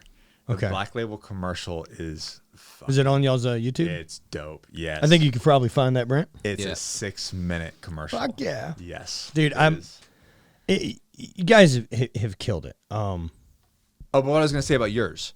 So the difference with yours is it's one and done. Right. So that's the kind of the gold with Hate, and it kind of always has been the gold. Always has been. Yeah. So it's like you do a launch. Once this happens, it's out. So, but one of the weird things, we have like a 70+% return customer. Of course, yeah. Yeah, it's huge. Yeah. Our quantities of drops have consistently gone up. Yeah. But we're now able to drop more times. Yeah. And that's really what I've been interested to see, how much will the audience let us. So that is so I guess for you, it's really not so much as creative because you're very creative. I guess it's scaling your team to be able to produce all the content around each individual drop. Yeah. Yeah. Weird. Which is a problem for you because you never wanted employees. Right. That's a new one. Yeah. I've got 2 now, and I keep trying to add them for a guy that didn't want any. But the problem is I didn't want shitty employees. I guess what, right? It's not even about shitty. It's because it's like, fuck it, I'll do it myself. And now you're back to a 6-figure and then you're back business. there. Like you're not going to be able to produce. You can't grow. And we had this conversation at lunch. Is like you, Matt Vincent, Nick Koumalatsos needs to focus on the 5% things that only Matt Vincent can do. Right. At the end of any good operational business, there's only about 5% that you do. Yes. That the CEO has to do. That only you can do. Like Brant can't come up with creative like Matt can. Right. You know what I mean? Like Matt has to write that. Like you have. Well, to come up so with creative. and even more with that, like Brant could, but if I don't, yeah, we don't have shit. Right. I would appreciate help. Don't get me fucking wrong. Sure. Anyone else who wants to come up with ideas, but if I'm not coming up with ideas, exactly, you don't. We got fucking nothing to sell. Nothing. So. And then not only that, but you can't. No one else can be Matt. No one else can talk on the microphone. No one else can be on the channel. Like someone else can edit a podcast. Someone else can edit a podcast. And so I've realized someone else can edit a photo. And because things are so creative on our sides, right? Yeah. Like it's fucking draining. Of course, it's a draining thing. It's a weird thing to get tired doing, but it is draining to create and do that. It's not the same as roofing fucking houses. No, but there is a point that like you need to be doing the thing that refills that vessel. Yeah. Because you can't just keep pouring it out. But I mean, you got to think like one of the times when I sat down with my business coach and we wrote everything down that I was doing, he's like, "You're doing like 7 people's jobs." He's like, all of this shit, someone else can do. Like none of this is like all of this, like 95% of this is does not require Nick to do this. Yeah, it's interesting. I keep trying to figure out and cut those things that like if they don't involve me. Yeah. How do I? Have you ever heard of the? I think I'm probably gonna butcher the name. The Pareto Principle. No. The Pareto Principle is essentially so if you have say you have 100 employees, 20% of your employees is making 80% of your income. Oh, we spoke about this. Yeah, the 80-20 rule. 80-20 rule. Yeah, I know it is that. Yeah. So that's the Pareto Principle. They have a great document. This is my master's kicking in. There's a great document that breaks that thing down to basically high priority, low importance, low priority, high importance, and it basically gets you to. It's a worksheet that gets you to break down your task of what needs to get done based on the 80-20 rule of what needs to be delegated. So anything that's outside of that 5 has to go. Basically, that top level tier that only you can do. Yeah, the 20%. That the 80%. That 80% of my time is handling 20% of my job. Yes. Right. And then basically that you take that 80 and it teaches you how to delegate. Like, wait, well, I don't technically have to do that, And it's like and it gives you a whole block. It forces you to write these whole things down. This whole block that you have to delegate. The coolest bit about delegating and figuring it out as I'm working on trying to be a better CEO, it does definitely mean handing the fucking reins over and trusting someone else's creative. Because if you're gonna micromanage and run someone's ass, why are we delegating? Exactly. Just find someone else. Yeah. Or let them do their fucking job. Yeah. Those are the two options. And if they don't do it, they go away. Yeah, you find someone else. That's cool. It just didn't work, man. Yeah. Wrong fit. Yeah. Yeah, and it's like once I started, I remember it was one of the first things I delegated was like the podcast editing to this guy in London. And like as soon as that switched and I didn't have to listen to the show again, I just remember like, oh, so that's magic. Right? Like it's fucking magic. Yeah, it's great. Well, now you. And at that point, I was still getting clips back from him and then adding my own intros, outros, and uploading them and doing all the stuff that you're handling now. Yeah. So think about that. You literally just doubled your doubled your ability to create. Well, right, because a podcast would take me however long we talked. Right. Then I'd have to re-listen to it. Yeah. To cut stuff out or do whatever as if I was cutting anything probably out. 3 times. Just actually. Mostly to make sure it didn't sound terrible. Probably takes double the time it does whatever the podcast At talks. least. Yeah. At least. So yes, you just if the podcast was an hour and a half, it would take 3 hours to go through. Yeah. So you just essentially created 2 more podcasts by offloading that. Yeah. And then the same was like when I got Harry on board who runs the Hate Instagram, and because he's good at it and consistent and gives a shit, like shit. So I'm not talking to Matt when I was dude, the fact that like it doesn't have to eat up any of my RAM all day wondering what that thing's doing is so nice. Yeah. Because you trust the people that work for you. And if you don't, and I tell people when we hire people now, I said, listen, we are a very high-paced moving company. I'm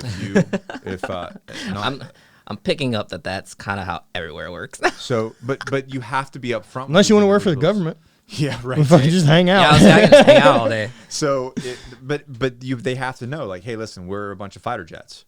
So are you a fighter jet? If you are coming here just to clock in and clock out, do a job, think you're gonna get paid, like this isn't the place for you. Man. So if you tell me that you're a fighter jet right now, if you're like, hey, I'm a fighter jet, and then in your 30-day evaluation, like or 2 weeks in, we find out you're not a fighter jet, you and I are gonna have problems. Right. Either we need to figure out how do you become a fighter jet. Yeah. So just be honest, and so basically we have a hiring process that they go through. So I'm like the fourth person that they talk to. Jesus. And yeah, for still just me. So by the time they get to me, it's my job to essentially talk them out of working for us. Like I don't think that you want to work here. If we've made it in a month, and like our pace, it's ugly. Yeah. But yeah, you especially look tired. I'm always tired. Yeah. He's 25. He doesn't sleep. There's just, I mean, that's what caffeine's for. But I do tell them, I'm like, hey, listen, we're a fighter jet. If in 2 weeks you're not a fighter jet, we're gonna have problems. You're not gonna work anymore. So just be honest. Like, Let's save each other trouble. Save each other trouble. You know, either you can move at this speed, and I'm not slowing down. Yeah. I guess that's the biggest part. Yeah. Is I'm not slowing down. I'm not looking for any type of resistance. And I have to, at the same time that I say that, I have to keep in mind that there's nobody that can work hard as fast as I can. It's yours. Yeah. And there fucking shouldn't be. Right. I'd be bummed if the 2 guys that I had hired are outworking me at my dream. Yeah, just give more of a shit. You know what I mean? Like, yeah, that would be weird. Well, that would be you know, weird. like yesterday, right? Like yesterday's a long fucking day putting a gym together. You've done this. Yeah. But fuck me, it's mine. And I was so happy that I got here the day after that. No shit. Oh, dude, I was so just last night. Like I got home and just tons of gratitude. Just I can't fucking believe it looks the way it does. Oh, dude, I collapsed. Dude, just broken, right? And so like I'm texting a couple people, just friends, and like text Bert, and I was like, hey man, I just wanted to say thanks for fucking 10 years of being a friend. The first time I walked into the old showroom at Sornex where it was just Bert and Pops are the only 2 fucking offices. That old. Yeah. That was a rad gym though. Right. That whole showroom, right? And like Athletes Arena was in the back. Yeah. And doing that whole thing. And I knew I wanted a Sornex gym from the first day I walked in there. Yeah. And I fucking have one now.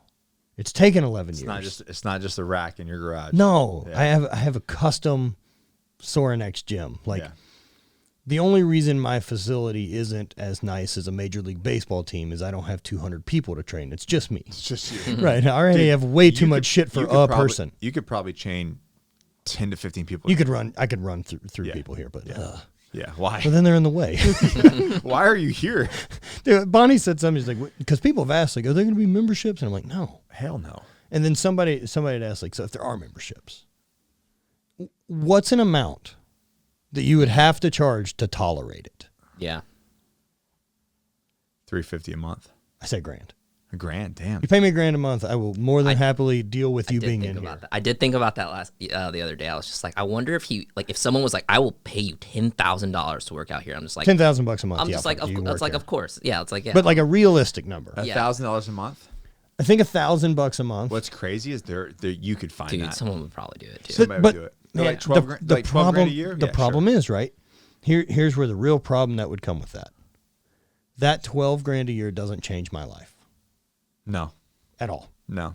Doesn't move the needle for me. It's nice. You know what it does? It annoys me. No. You know what it does? Huh. Takes care of your overhead. My overhead's so fucking low anyway. But then the podcast, the whole thing's paid for by the podcast. Of course. So the podcast studio covers the gym. Yeah. Very easily. The gym's $1,200 a month. It just has to, and I think it has to be the right people. Like my private place, we have a few people that pay. Oh, so I won't have anyone that pays. I'll have people that are welcome to train here as if it's theirs. Yeah, I'll do like Mark Bell's deal where like it's free. No, I have that same thing, but they pay.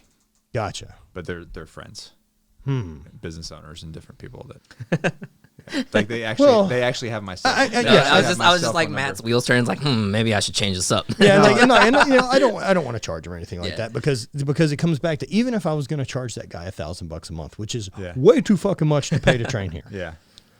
But I'm not your fucking dad. If that's how you want to spend money, that's your fucking problem. Right. But I know at some point I'd still be mad that I would come in to do a thing and that person would be here. See, we have it's good. It's all good on our, but they understand like I shoot videos and they know that I take priority. And, sure. Yeah. Sure. But because you're a thrower, you're not a team guy. No. See, I'm not a team guy. I'm very aware. I'm trying very hard to manage.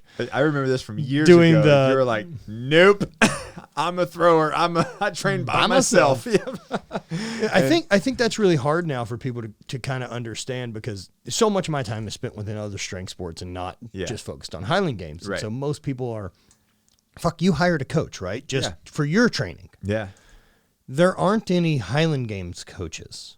There's a couple now. It's like Spencer and Mike Beach. Really? And there's a couple guys who do some online Highland Game training. So back when you were training, no one fucking does this. Really? Not only does no one do it, there's no gyms. So like the top 10 of us who would get together at big world games, all throw in fields by ourselves. That's fucking crazy. In garage and lift in garages by ourselves. So and 2 world champions, and you did not have a coach. Never. Wild. None of the top 10 guys have coaches. Didn't you say before it was like you guys would post the videos on YouTube to like send I them started to each recording other? video on a fucking flip share, like old flip camera phone, yeah. right? Like they were rad because it just had one button and it records. It's great. I started recording videos of me throwing to share with the other 10 dudes who were good. Just to say, what do you think? Yeah, help. Yeah. Does this look right? Wild, man. And so that wasn't that long ago. No. And there's still, like, if you're still trying to get into Highland Games, there's not a gym that, there may be a couple where there's some training groups, but it ain't like powerlifting. Yeah. Like every city's got a fucking place you can go train powerlifting, most likely. That's nuts because any high performer has a coach for anything. Like if you want to be a high performer at whatever, right? Now there's definitely, if I wanted to at this point, like if it was now 2011 and I'm at that point in my career, right, with whatever the resources and internet that exist now, I could probably hire a nutrition coach. For sure. Like I could work with hybrid and get that done, and it would be great. They could help me do that because I know how I looked there in those days. I definitely wasn't fueling for ultimate performance. Well, you did win 2 fucking worlds. Sure.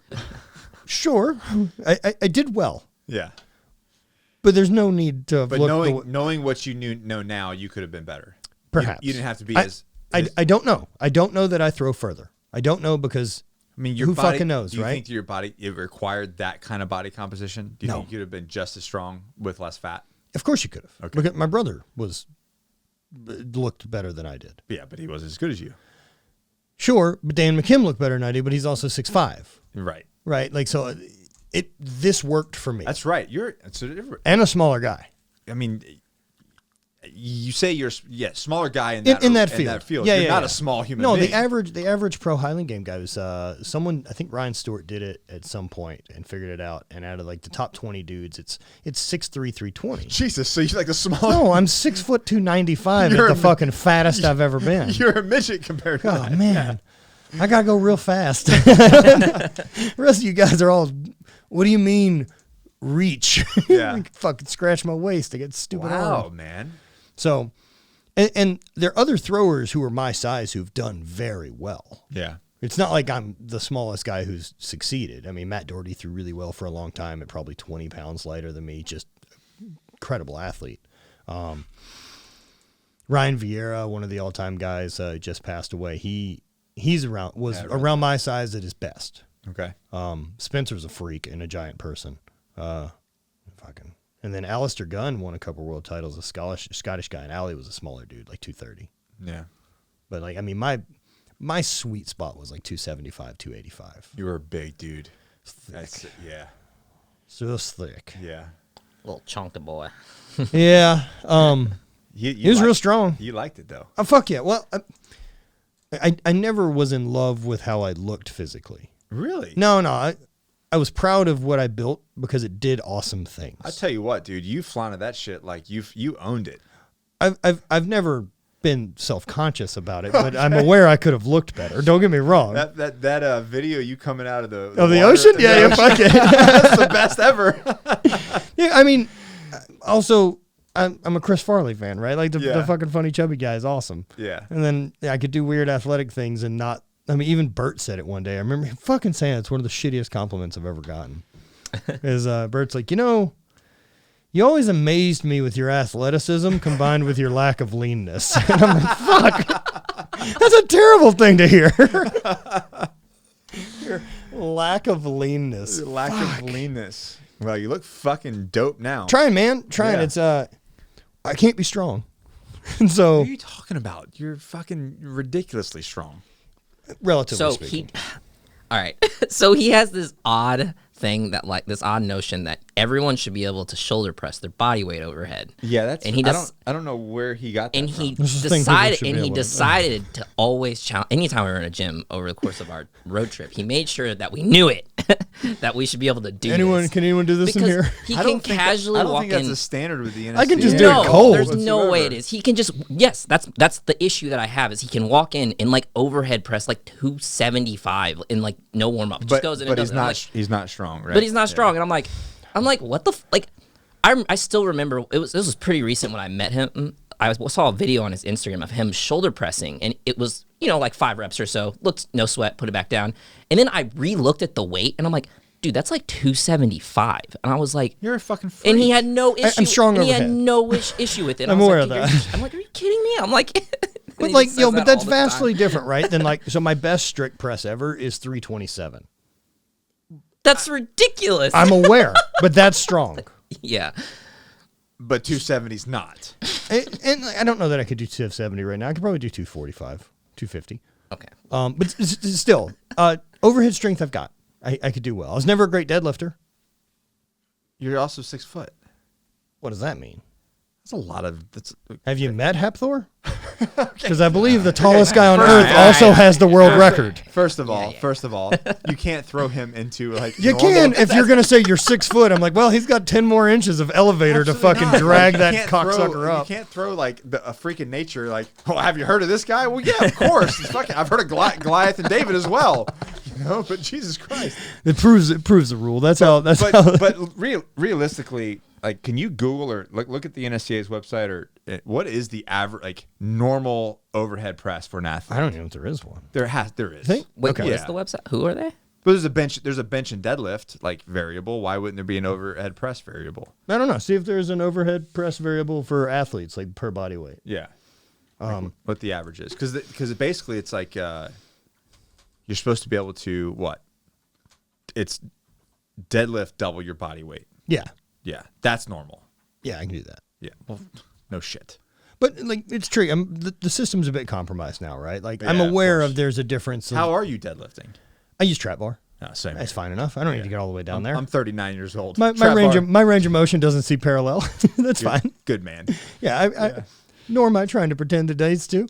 We're doing just fine. So that's what I switched to the trap bar, and I'm so like, I've gotten questions about that because now. I'm doing all the running stuff, right? Yeah. And I'll get questions from people that are like, "Well, how are you balancing strength and running?" I'm like, "I'm not. I'm running." And if I'm gonna hold some weird standard to the run to the strength numbers, then I'm not really trying to run. It's why like everybody's like, everything's talking about like you're going to be this and that.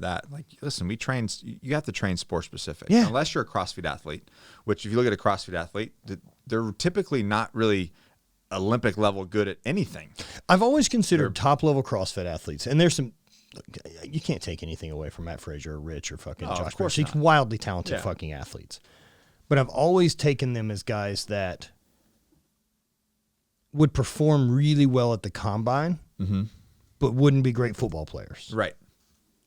Because if they were, there are sports paying people wild sums of money to play them. Yeah. And so if you guys are that athletic, that's where you go. Why would you not go? You're not hanging out here. Yeah. There's not a ton of money. Right. So there's something between the two, whatever it is. You're not tall enough, not fast enough, can't play the sport.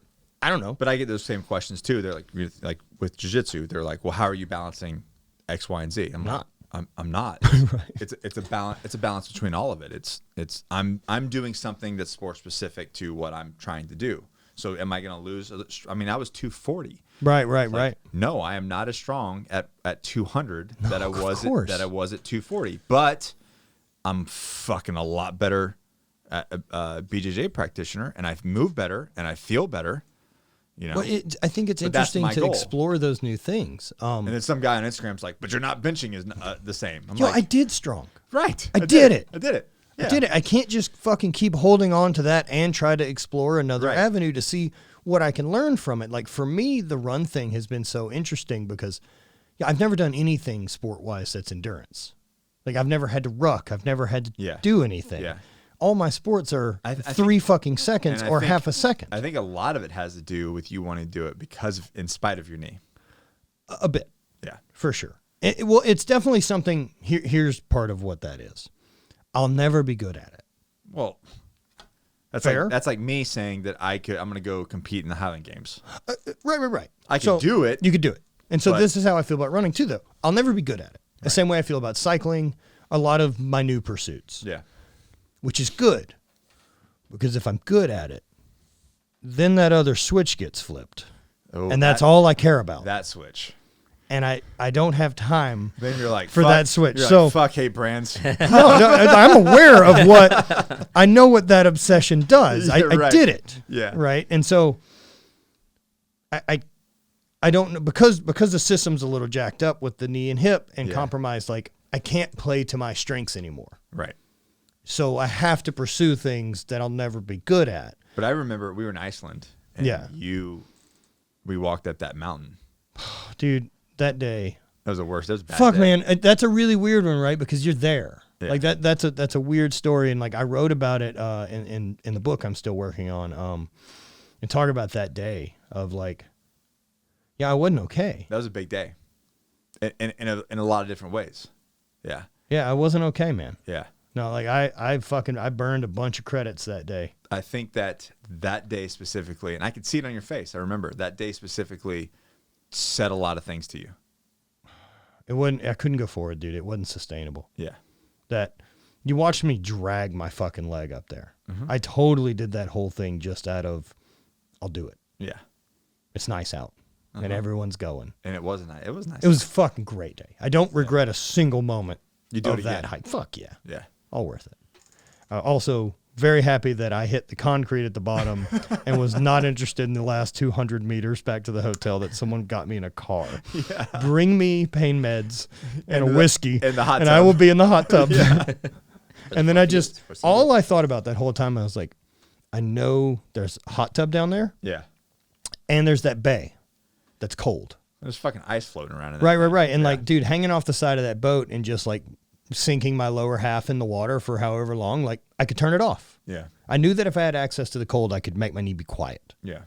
But dude, I don't remember now, but I may have fucking got real emotional when I got back in the room that night of just like how fucked I was. Because I'm aware then of like I'm not okay. No, I could tell. But I think that was a big pivotal moment because there's a big shift in your direction in training and recovery after that. I didn't feel the really big shift in my training and recovery, honestly, until after I got the fake knee. Yeah. And then, because I couldn't. But I think that I was in so much pain that I couldn't do anything. Did that hike because remember you were initially against, because there was like fucking 8 surgeries before that. You were kind of against the knee. Well, because everything I'd been told. You're too young. Too young. Yeah. So did that hike push you over the edge to be like, yeah, I think that the hike more scared me because at that point I don't know that the knee's a good option. Yeah. All I know is it's like, I can't do this. Like all I can think about at that point is how many things I can't fucking do anymore. Yeah. That are just off the table. And you really were, you had already dropped a bunch of weight. Yeah. I was already down to like 250-ish. Yeah, you weren't where you're at now, but you're definitely a lot smaller. And I remember you saying, I just want to do things. I just want to do stuff. I want to do things. Dude, I remember I got, the first kind of like little run I did was in Montana last year while we were on the road. And I just happened to go out and went for a walk, and I ended up jogging and then jogging more, and I ended up running a 5K, like 3.1 miles. It took me almost an hour. Yeah. But I got back to my truck and fucking cried because like I was hurting from running, but I was only hurting in the way running's supposed to hurt. The suck. It wasn't, my fucking knee wasn't on fire, this white ball of fucking light that's debilitating. No, you just want to throw up and like running. And don't get me wrong, like I still get in rough spots. Like you've seen me cooked to where like the body, like I'm limping. It's ugly. Yeah, you're definitely out of commission. It's usually we might be going to do something. You're like, I'm going to get a massage for the rest of the day. Yeah, I'm done. Like, oh, okay. I'm going. Yeah, I'm going to lay down. But dude, you just ran like what, 12 miles? Yeah, that's fucking cool, nuts. man. And yeah, you're like, fine. Like obviously you go and you do your what do you call it, like. Recovery. Everything. Yeah. Recovery and stuff. But like you're fine like a couple days later. Yeah.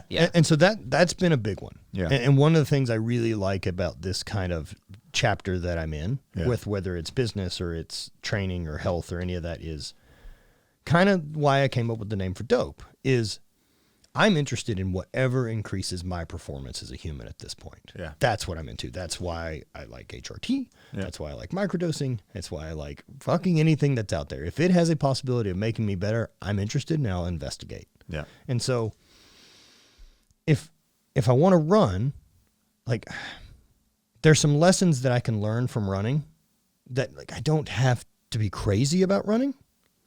But because like I've never done a 3-hour cardio run.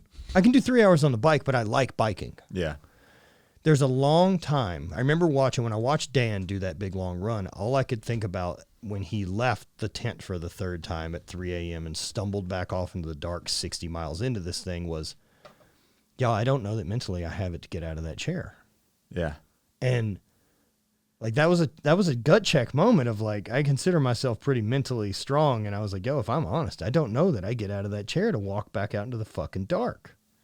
God, and I have so many of those stories. Right. And like, there's something for me to learn from this thing of like, and that the big one for me is the Bryce Canyon run, the 18 miles. I really am not concerned about that. I could gut that out before I started the training. It'd be ugly, but I wouldn't die. Even if I walked it, it's 3 miles an hour. But why not enjoy it? Exactly. So the lesson that I want, the Bryce Canyon thing is a fucking reward. It's not a test. Right. The test for me is the 15 weeks leading up to it and not missing any of the training. Yeah. Not missing 3-hour runs. And then the work. Yes. It's the work. I have so long during a 3-hour run to convince myself to keep running. Throwing, I don't have to convince myself. It's fucking gone, and we're back to the truck. Like, I'm drinking just grab another one. I'm drinking beer and eating meat. It's great. We're going to take about 20 of these and then go home. It's going to be fucking sweet. Yeah, it's a way different fucking thing for me. Yeah. So you definitely, so you just poured the gas on like a jiu-jitsu experiment. Yeah. So you did 60 sessions in a month? I like that you call it experiment. That's what it is. How fucking good can I get at this in a short amount of time and not die? Yeah. So I was about a year and a half in, almost a year and a half into training. I trained with one of my teammates when I was in with special operations, and I really dug it, and then sucked at it. And he was the 2007 national champion. Yeah. So it's like, trying to wrestle with your dad when you're 4 years old. But it's great, right? Like the couple times I've got to roll with other talented people, like Kyle Kingsbury and one of his buddies, Kurt, who's another jiu-jitsu black belt. And the thing I loved about it, because of as shitty as my thing is, they're so in control. Yeah. The whole time. Yeah. That I know he's not going to hurt me. Right. Because I'm never a threat. Right.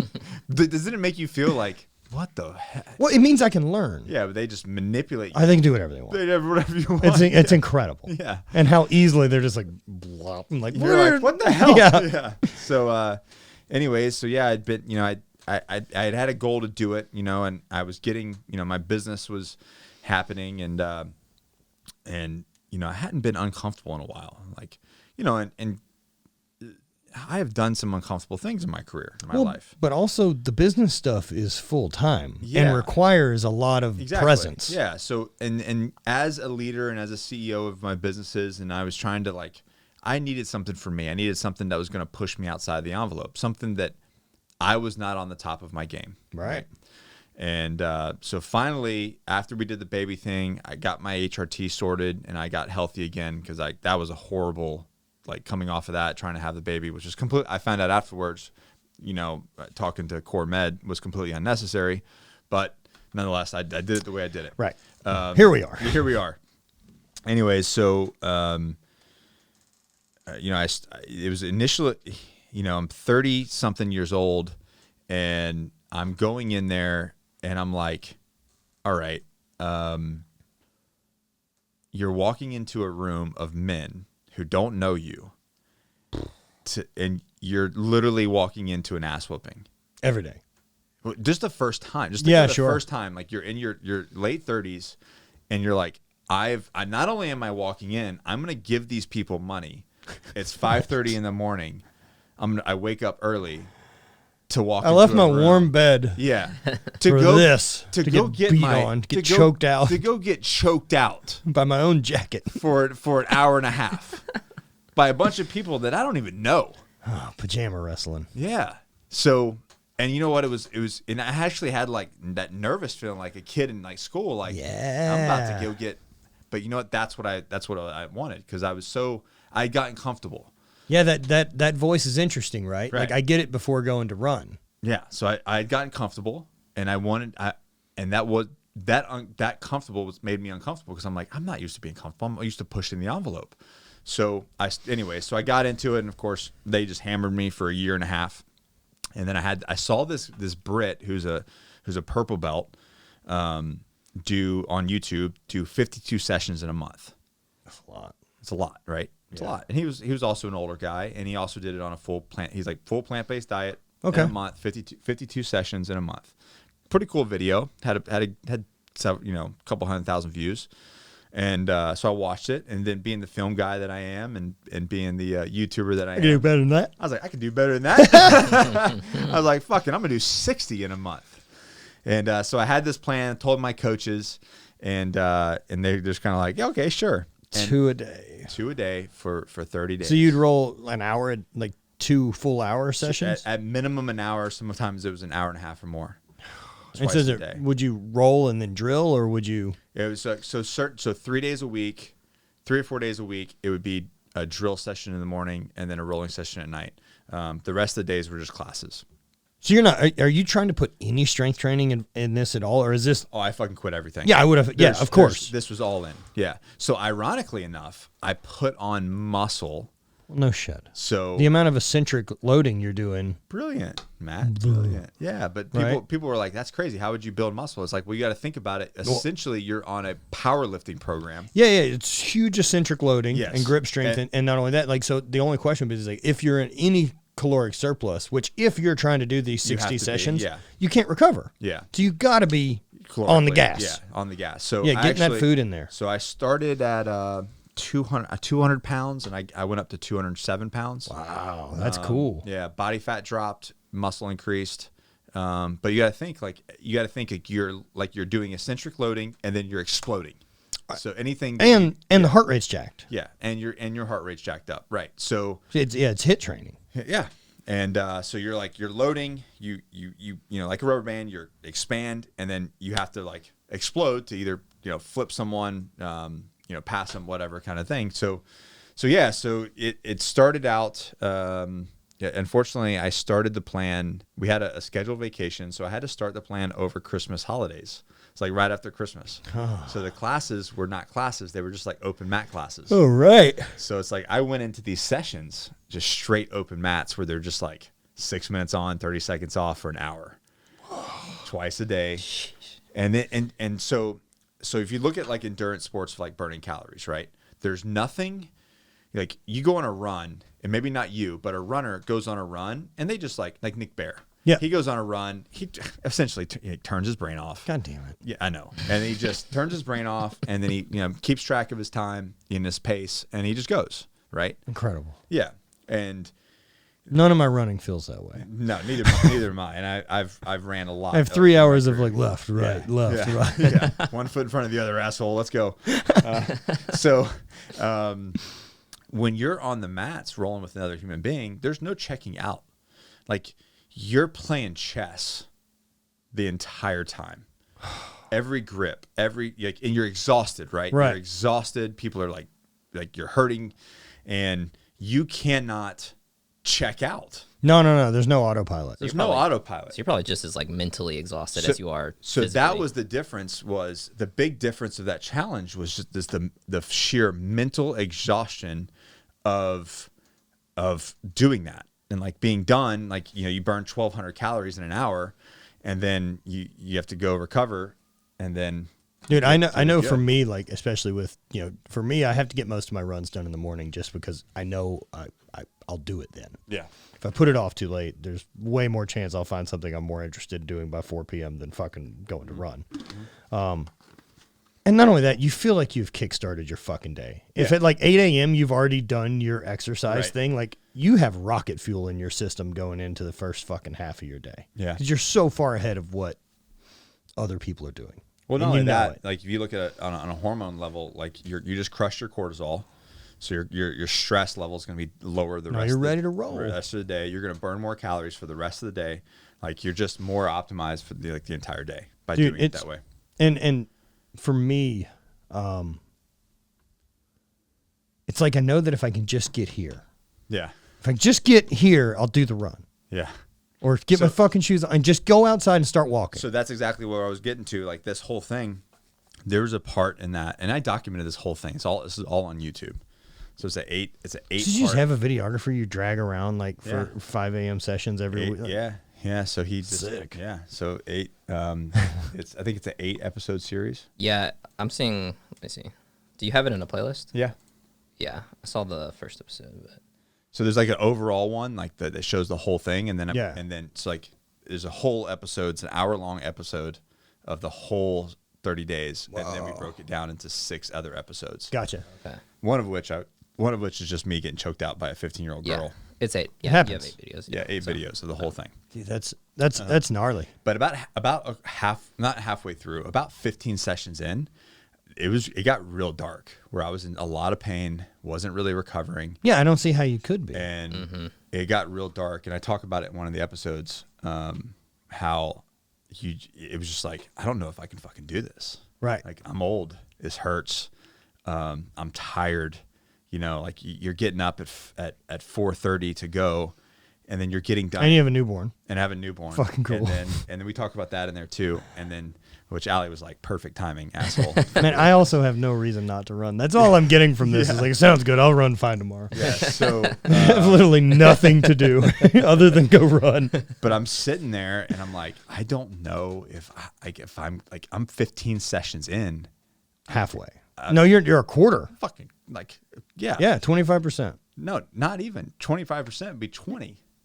No, 25% of 60 is 15. Look at your watch. Oh, okay. So 15. Oh yeah. Yeah. Yeah, 30. So okay. So I'm a quarter of the way in. And I'm like, I've got 45 fucking sessions to go. And That's such a daunting number. 45 sessions. That's normal. Like, that's a year of me doing jiu-jitsu. Yeah. Essentially. Exactly. Like once a week, yeah. Yeah, exactly. If you go once a week. Once a week and I fuck some up, like, yeah, I'll go 45 times this year. That would be a pretty, I would say, like, yeah, I do jiu-jitsu. Yeah. Like, I would have no problem responding to someone and be like, yeah, I practice jiu-jitsu. I'm not great at it, but I go once a week. I go once a week. Yeah. So anyways, you know, and I talk about this in that video, and I'm just like, you know what? You just you turn that off. You just grab your bag. You walk out the door every single fucking day. And Dude, you have to have so do you set your shit up the night before so it's complete autopilot as soon as you wake up? Regardless of how you feel, you just get up and you fucking walk out the door. Stand up and leave. Stand up and leave. Yeah. And then at nighttime, at 7 o'clock. Go to bed. No, you go back. You go, Jesus Christ. Oh God, no! It's 7:30. Yeah, who's staying up to these hours? Yeah, so that's when the class. You are in the beanbag. That's fucking way in the beanbag by then. Yeah, dude. Yeah, and I don't even want active video games. Yeah, 7:30 is when it starts. You get done at 9, and then I go crawl in bed by 10 o'clock. Up at 4:30. Do it again for fucking 30 days. 30 days. Oh man, that's ugly. But no, nothing else happened. I had this thing that I was like, okay, I'm not gonna lift. This is what I'm gonna do. I'm gonna do my 2-day sessions. I'm gonna do 100 push-ups and 100 squats every day. Yeah. Yeah, that lasted about 3 days. Yeah, no fucking way, dude. I'm fucking done. No, I'm doing enough of these there. I'm good. Yeah. So what I did was I did soft tissue release. You know, recovery boots, Epsom salts baths. Did some contrast, and that's the same way I'm treating this run bit. Is like if I'm gonna do it, like it's all hands on deck. Like I want my supplementation to be on point, my diet. I give diet about 85%. Yeah, if I'm gonna be honest, so far. Yeah, I would say about that. I'd say it's probably 85%. I mean, I did my macros. I upped everything. Yeah, but I mean, I would say like I've fucked off a bit more than. I can afford to fuck off a bit more because I know how many more calories I'm burning. Yeah. If I wasn't burning them, I wouldn't be doing it. I think you have a pretty big tank to fuel to, so you can kind of get away with it. Well, sure. Like, because if I go on a 3-hour run, that's I'm pushing 2,700 calories. Which is a lot. Yeah, that's a day. That's way more than I eat in a day. Right. It's like fucking Bonnie's whole day of food. So yeah, that's definitely something. Now I made the switch, with hormone stuff, because I was starting to get more and more questions about HRT and hormones. Because I just started. Why do you think that was? Well, I started being honest because people were asking. I would get questions in my Q&A like, what supplements are you on? Like supplements? Well, they would just say, what supplements are you on? Okay. And so I've started trying to normalize things and answer that as honestly as possible. And so if I'm telling you what supplements I believe I'm taking, I'm taking D3, I'm taking testipinate, I'm taking Masteron, I take Manavar, I'm taking psilocybin, I take THC, I take CBD, and occasionally LSD. Yeah. Like, these are all things I'm taking supplementary. Yeah. And so people are like, oh, you're on testosterone? I'm like, yep, have been for years. Out of all the things, they're like, whoa. That's the one. Right? Whoa, you're fucking taking roids, man. Yeah, cheater. That's the one. I knew it. Jesus Christ, man. And so, I'm just trying to be as honest and open about that conversation with people as possible. Yeah, so am I. Yeah. And so, as I started getting more questions about testosterone in particular, I mean, I've been running my own HRT and getting blood work done for fucking a couple years. Yeah. I had done it for a little bit with a doctor, and then, like, when I moved, I didn't find a new doctor here. It's hard to get the right people. I'll just take care of it and get my blood work done, and I have someone who can help me look at my blood work to make sure. It's bad when you, as an average person, like, knows more about hormones than a doctor. Dude, how about fucking people that reach out to me? And so back to where we're at. And so as I'm doing that, and people are asking questions, I feel shit that I'm saying, like, you should definitely look at HRT if you're over 30. 100%. Or at least get your blood work done. Just get your blood work done. Right? Yeah. But then I don't have a good route to point people because I'm buying mine black market. Yeah. And so that's why I reached out to you with the Core Med group, is because I'm getting so many questions that if there's a way I can do this legally and give people a route to also get theirs and remove an excuse, maybe I can help. Yeah. Because I think we could get more people on test would be great. Absolutely. I think this could benefit our country wildly. Absolutely. I mean, look at across the board, testosterone in men is overall down. Yeah. Sperm is down. I mean, the I don't know if you've ever, what is the thing called? Basically your taint. Do you know perineum? Yeah. Okay. Do you know that is actually shrinking in men? What? My balls are getting closer to my butthole? Well, and it is over time. Oh yeah, dude. Men of old had higher. Which was further apart? Wait, what? Was the butt higher or were the balls? This is legit. You can Google this. Look up the shrinking of the perineum. Yeah. So it's basically is it only American problem? I don't know. That's a great question. I wonder if it is. What societies don't have shrinking taints? Iceland. I knew it. Icelanders. What exactly information do you want me to pull up here? Yeah, careful with that. Good-looking taints, I think is. No, it is. It's the distance between your scrotum to your anus and your anus. And it's shrinking. And it's shrinking more like a female. So a female's distance is a lot shorter than a male's. They think that's due to less testosterone. And because of lower testosterone in men. Because of the so like, is mine shrinking or as a society are they shrinking? I think over time the society is shrinking. Got it. Yeah, yours is definitely not shrinking. Cool. Your dick is probably in your butt, at your belly button. Sick. It's just where I like to keep it. Yeah. Why take your pants off? Why is that so high? Why are you there? It's terrible looking. What a ridiculous piece of equipment on our bodies. Yeah. It's just basically a waste port most of the days. But yeah, so I agree with you. I think that more people need to get their blood work done. The more I coach clients in our program, the more I'm like, first get their diet and exercise under control, right? Like step one, add too many variables. You're like, what the fuck's changing? No, it's right. So get your diet, eat more protein. Right. Like, what are you eating? Yeah. Can you identify all of it as a single ingredient? Right. No? Well, then stop. And I typically, when people come on, and we start tracking their data, most men are probably eating like 60 to 85 grams of protein a day. What the fuck do they eat all day then? Bread? Fucking carbs and just fats. Bread. Yeah. And then they're crazy. sedentary. Yeah, and they're sedentary. And they're like, well, I don't understand why I've put all this weight on in my 30s. No shit. Yeah, weird. You gained less than a pound a month since you graduated high school? Yeah. You put on 100 pounds? Do the math for 15 years. Yeah. So, and I start tracking and I'm like, holy shit, man. Like these guys are not eating protein. And you start looking at like. And there's plenty of education if you're looking for it. If you're looking for it. But the grand scheme, like the mass market media. They don't know. it's not being put out there like you need to eat your protein. And I'm always like Josh and I in the program, we feel like you remember the Ovaltine commercial? Drink your Ovaltine. Yeah, you know yeah. I mean? Eat your protein. Yeah, that's what we're like. Get your protein. Drink your protein. Well, it's fucking crazy that, again, this goes back to just how reactive of a society we are instead of ever being on the front foot of it and being proactive. Yeah. Nope, that is not the way we're going to do. How can we get rid of the symptoms? Yeah. Instead of do the work. Yeah. But we want to have, but people want these bodies. They want to have, muscles and be lean. It's like, well, you're not going to do that by crushing pasta 24/7, and, dude. Not eating any. I'm seeing a lot of things about constipation for this. You're down the wrong rabbit hole, yeah. Brent. I don't know what's going on over here, but well, it's one of those things that, man, like you're supposed to know better food. You're supposed to fill your diet with better stuff. You're supposed to be doing all these things to help you operate, and we weren't given a lot of that information, or it's been so propagandaed from so many different sides. The way I look at it is like, is your diet serving? Everything in your life should serve you? Mm-hmm. Your schedule, your relationships, your diet, your exercise is all there to serve you. Right, not the other way around. Not the other way around, right? Most people operate the other way around. Yeah, like they are serving a schedule. Complete reaction to everything. All day. Yeah. So it's like we were talking about earlier about drinking. I quit drinking years ago. It's like, what is this? How is this serving me? Right.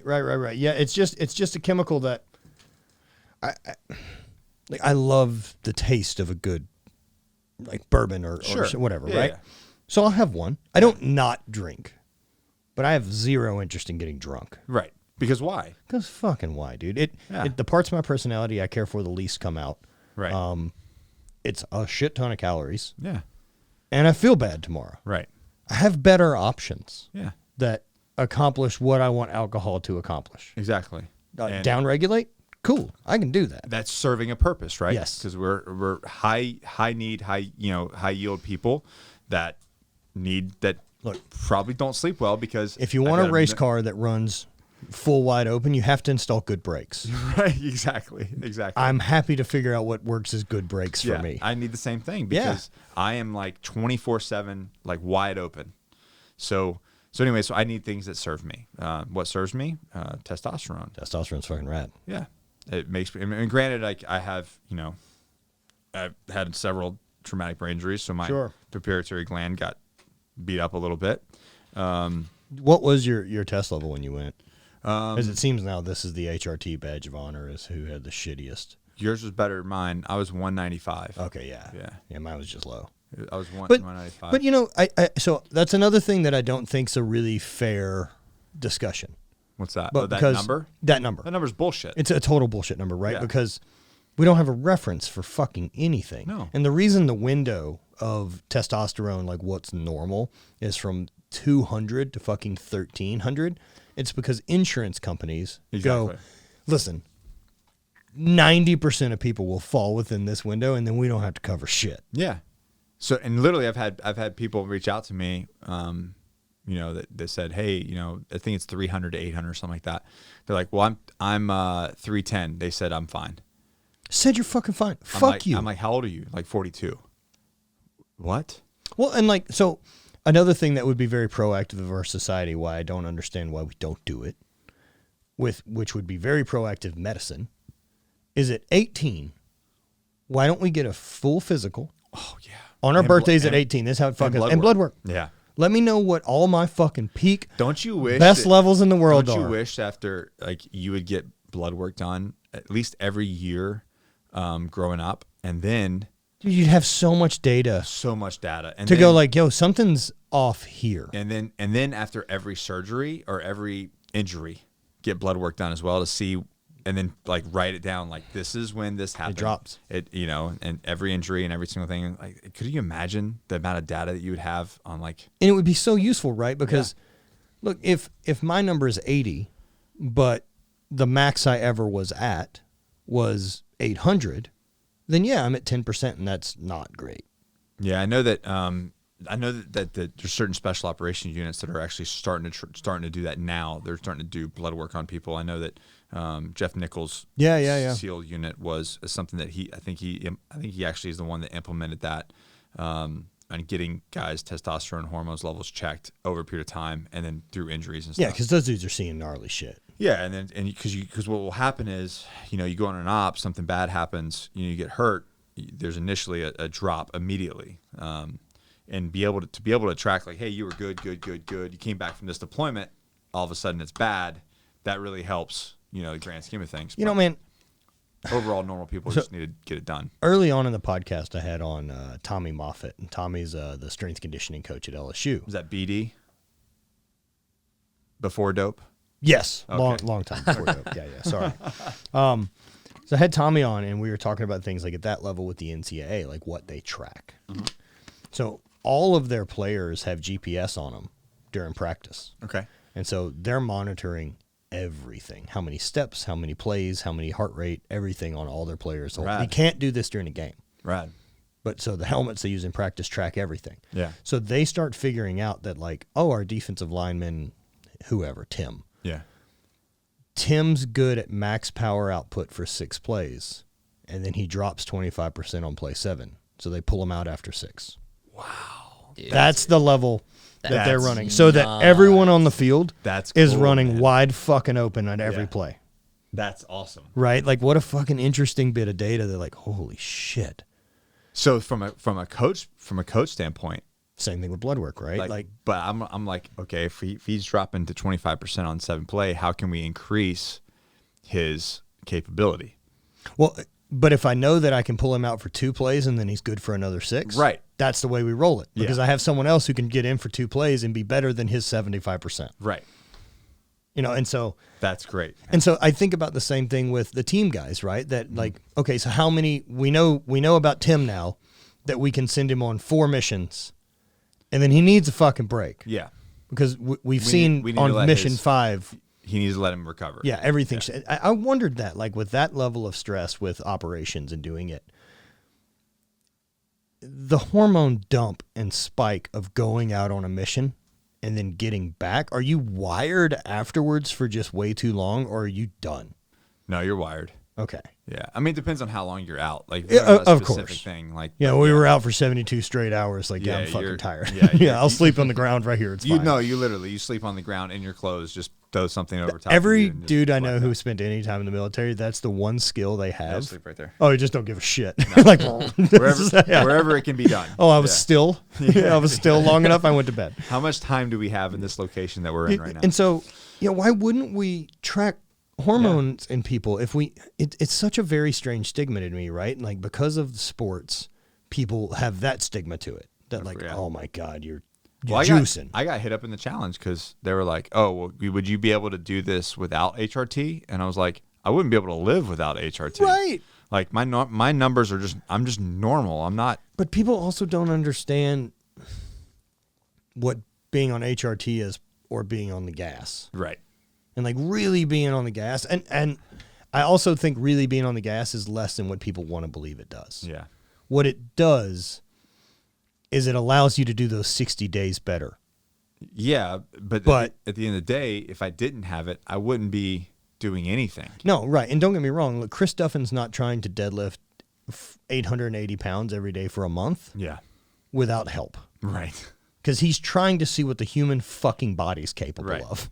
But I mean, for most people, it's just out there. Like, they're not trying to, I think everybody should challenge themselves personally. I think everybody should do some sort of challenge at all times. Like, because you always should be pushing, like, you should always be pushing the envelope both physically and mentally until the day you die. That will just make you a better human being. And if you're not doing that and you're stagnant, then you're essentially losing. But outside of that, if you want to be the very, very best version of yourself, you have to get your blood work done. You have to. It has to be something you monitor. Yeah. And then like along those same lines with doing the HRT, like there's that stigma of being a cheater, that from the sports side of things, which doesn't make any fucking sense. There's no morality to this life. So wait a minute. All I have to do is take testosterone, and I can go to the Olympics. And I can go to the Olympics. That's step 2. I don't have to go to the gym and step train 1 at all. No. Right, and then the other side of that, right? Needs to be put in. The other side of that, which I've never had any experience with, were guys that have reached out to me now that I've talked about it that have this feeling of like, man, it really blew me away when I got blood work and I had low tests. Like I was ashamed and had this. Why? I don't know. But apparently that's a thing. Because like how I have you're not a man? Yes. That's horrible, man. Damn. The fact that is a stigma, that's horrible. I'm with you. And like what a weird stigma that you've created for yourself. Right. Because that was, he felt that way about himself, so like had a tough time admitting that he needed the blood work done. I'm like, what? How fucking unserving is that? Like you got proof you need help. Yeah. And you're like, nope. We're gonna grind it out. It's crazy, man. Because you know what happens when you get on, when guys like not even say an athlete. That's what I was trying to say. Other than the challenge, like I think everybody should do the challenge, but it's not about that. It's about just being the best version of yourself. So if you're not running optimally, just at a normal level for a normal 30, 40, above 30 years old man, even in your 20s, there's some people that have had injuries that obviously if like Johnny had his what do they call it, his brown fell out. He had a skateboarding accident. His nut fell out into his pants. Yeah. I'm sorry. Yeah. Like tore his sack open? Oh yeah, ball all out down. Like actually detached it. No, not attached. It was still attached. It was hanging outside the sack. Oh. Yeah. Oh. So he just recently got on with core. That's a super bummer. Yeah, I got his blood work done and we chest, and he was like 27 and he had like a 380 or something at 27 years old. But there's just no excuse, right? Like, not only is there no excuse to have shitty tests. Yeah. I don't understand any reason why you wouldn't want it. Yeah. But like so just get your stuff done. But what happens is all the clients that we have that have gotten on it have like they've got better relationships with their wife. And never have I met someone who takes the jump and gets on HRT. And it's like who's like, this was a waste. Like no one's ever said that. It's never been someone's bummer. It's never been like I fucked that whole thing up getting on gear. I did a video with Josh Hansberger, and Sydney was kind of a guest on there. Yeah. He kind of Sydney's the CEO of Core Med, and he goes, and I forgot how it brought it up, but he was like, hey, you know what? If someone ever comes to me and is like, yeah, hey man, I don't think it's working for me. I don't think it's doing anything. And he goes, okay, cool, just stop. Right. And he said in about 3 weeks, they're like, It really is. You don't know how bad you feel until you get on it. Yeah, until you're back to this kind of normal. Yeah, and you feel good again. Yeah. And that's what I was asking, because you were asking me how's it feel now being on with Legit. Yeah. Versus when I was doing Black Market. Like I've always felt pretty good, and you've known me long enough that I'm relatively upbeat guy anyway.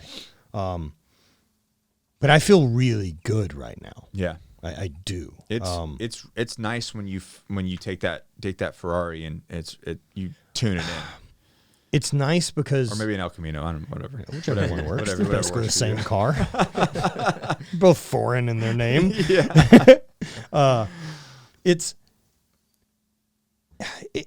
like that barrier, right? That you always kind of have to when you don't feel good. Yeah. That little voice that doesn't want to do whatever. Right. It's gone. Yeah. It's like the little voice that the life shit. I still have to talk myself into running. But that's because I'm not a runner. Someone out there stoked on it. And it sucks. I'm figuring it out. Right. And it sucks. Yeah. But it's going to make you a better. But the rest of the life stuff, like getting out of bed in the morning, the fucking giving a shit, the wanting to fuck. Yeah. All of these things that, like, I remember Tim Kennedy saying something about that where he had said, people that reach out to him and they're talking about anxiety or any of this type of stuff. And he's like, well, I have questions for you. What's your diet look like? Yep. Oh, it's shitty. Are you training? No. Are you fucking? Nope. Awesome. So why don't we take care of these? And watch and see what happens. Right. Yeah. Yeah. Why don't we get you some sleep? Yep. Go to the fucking gym. Give a shit about your partner. You just wrapped up the ending of my book, by the way. I don't know if you no. It's like 7 stages of transition. You just summed up the last the last chapter. Sick. Yeah. So that's spoiler alert. Spoiler alert. Yeah, absolutely. Like go to sleep. I think I said go to fuck to sleep or go to fuck to bed, something like that. Catchy. It's more catchy. Yeah. And then go to train, and because what happens, like, like clients we get, I'm telling them, like, you start this training, I'm like, listen, you're going to feel really good in about 2 to 3 weeks. Dude, it's positive momentum. Yeah. And then that's the big one. And every single one of them's like, yeah, dude, I'm looking in the mirror and I'm seeing changes. And I'm like, bro, you ain't seeing no changes. No, of course not. You don't see shit. You don't see shit. No, but you feel better. But you fucking feel better. And there's a dopamine response. It's nice there, yeah. too, like being a little sore. Yeah. Because like being a little sore at least like gives me a connection that I have muscles. Yeah. And I'm like, oh, I'm a little tight, I have an idea of where my body's at. Right. So I got a quick story for you. It's one of our clients. He's Kirby. He's in a wheelchair yet. He was born with spina bifida. Yeah, wild, right? And so he had the surgery where they put everything back in. And anyways, so at 10 years old, they botched the surgery and they paralyzed him from the waist down. Horrible, right? Horrible. So he reads my book and he reaches out to get signed up with the Agogi and everything, and he's kind of down in the dumps. Kirby's down in the dumps, and just all in COVID, he's been like, now he's working from home and he's just kind of alone and just kind of isolated, right? So he's depressed. So I'm start talking to him. Same thing. I'm like, well, what are you doing? He's not doing anything. Nothing. Of course Nothing. You're fucking depressed. Yeah, nothing. So I'm like, what are you doing to change the scenario? Yeah. So all right. So we had we had our little consult. We talked and I said, this is what we're gonna do. Like, so I put the plan in place. He has this attachment. And if anybody that's in a wheelchair knows, you have this attachment that you can basically turn it into like a race car, essentially. Oh. So it's like a wheel, like it's a wheel that you put out in front. Oh, got it. You know what I'm saying? So that you can get on the track and get after it. You can get after it, right? And so we started talking, like, find out, like, literally a couple like miles down the road, he has this track that like through the woods that people run on. Yeah. It's down in Florida. So I'm like, okay, so we built out his training plan. Like he's, it's obviously a seated plan, and we've got some other things that we're doing with him, and kind of establish his core. And I got him on test. So obviously nothing's working, right? So he's not. The doctors have him on no testosterone. Like he's on nothing. He's just left. They just left him there. They're like, best of luck. Yeah. Like you don't need it. Like it's not a requirement. Like to me that would like be as if it's not more for his brain than his dick. Exactly. So and that's the big fuck up that people have, Yeah, right? so- That people want to think that, oh, I'm on test because I want muscles or I want my dick. No, I need this to fucking function the way it's supposed to. Yeah. So I hooked him up with Core. So he's on an HRT program because his body's not naturally producing it, right? So he's getting supplementation with that, and then we put him on a workout protocol. Dude, 2 weeks in, he's like, I am feeling fucking amazing. Dude, it's positive momentum. That's it. Man. And like it's worth knowing that like rough times are coming. Yeah. They always will. Yeah. That's just how it goes. Yeah. But you gotta have enough forward momentum to carry through it, instead of like getting buried and getting the bad momentum. Like, man, I have days, right? Like every once in a while, I have one of those days where I'm just out of sync. It's the only way I can describe it, right? Yeah, it's like it. I know what my shit is I have to do today. Yep. But somehow every time I start one of the tasks, Yeah. it's like, okay, I need to do some design work, right? Perfect example. I'm gonna sit down at my desk, and somehow the first thing I do, I knock over my coffee, and now that's in my it's in my fucking keyboard. So now I have 2 hours to get back to starting this thing. You should just get up and go for a walk. It's exactly right. Yeah. On those days when like I'm just like, oh, I'm not fighting this anymore today. Yeah. I'm gonna go ahead and call it. Yeah. And we're going to lower the bar here to doing things I can't fuck up. Like, can I sweep? I can probably sweep the house and get that job and not fuck that up. Yeah. I'll take the trash out. I cannot fuck that up. So what you're talking about is stacking small wins. Dude, that's it. Yeah, you stack it's momentum. Small wins. Yeah. Turn it around and go back forward. Yep. That's it. So how long have you been with CoreMed? Right after the baby. So I guess going on 2 years. Oh wow. Yeah. Right on. Yeah, they've been great to work with. Yeah, I've been really, really happy working with them as well. What's nice about them is they like and anybody that knows that they've worked with them, like when you talk, they really give a shit about the people. That's the same thing I got. It didn't seem like it was a weird telemedicine cash grab. No, they truly give it. They truly want to give good protocols and take care of people that are and make them operate. Perform the to the best of their ability. For sure. You know, and I think that's what's really been great about them. And the fact that, like, I had a doctor in Kansas City I was working with, and he was great, but like you said, like, I can't really help with that. So it was nice to find somebody, an organization that's like, I don't care, because I talk to people all over the United States. So it's nice to find a company that, like, if you're in California, right? It's been so nice to be able to just open that door and be like, if this is something you want, it's here. So you don't longer have an excuse to tell me you can't. Yeah, and at the minimum, what I say is, like, just get your blood work done. Get your blood work done. At least then you know. Yeah, then you know. Like, information's more important. Yeah. And then if you're good, you're good. And then cost-wise, like, for me, insurance covered the blood work panel. And then the cost of the medication, I think on average, it's like $30 to $45 a week. Yeah, depending on your... what $30 to $45 is about the window I was, what your panel comes back with. Right. Yeah. And that's the key of all the stuff. It's not just test. If you tell me like, well, that's too expensive, and this is where I get frustrated, because I'm like, I guarantee I can look at your budget and find where you're blowing fucking $40. Like, if you're spending fucking $7 on Starbucks fucking make shit your own every coffee. day, yeah, or drink water, or maybe just put habit on a subscription. But not only that, you're also crushing your test. Yeah, with drinking shit tons of caffeine and sugar. What do you mean, caffeine's problem? Ding.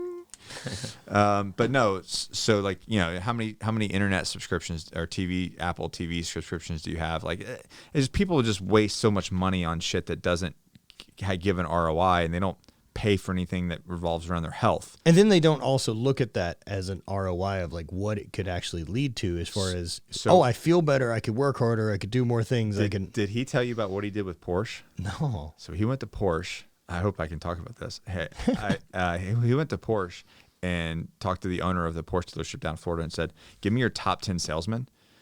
And he said, "And I'm gonna comp them X amount of time week on HRT."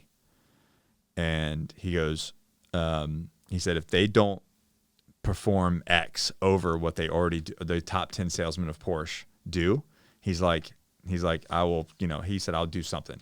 He said, you don't owe me anything or whatever. Sure. He said, but is that if they perform X after so much time on HRT, he said, I want basically to, like, work out a deal with you for all your salesmen.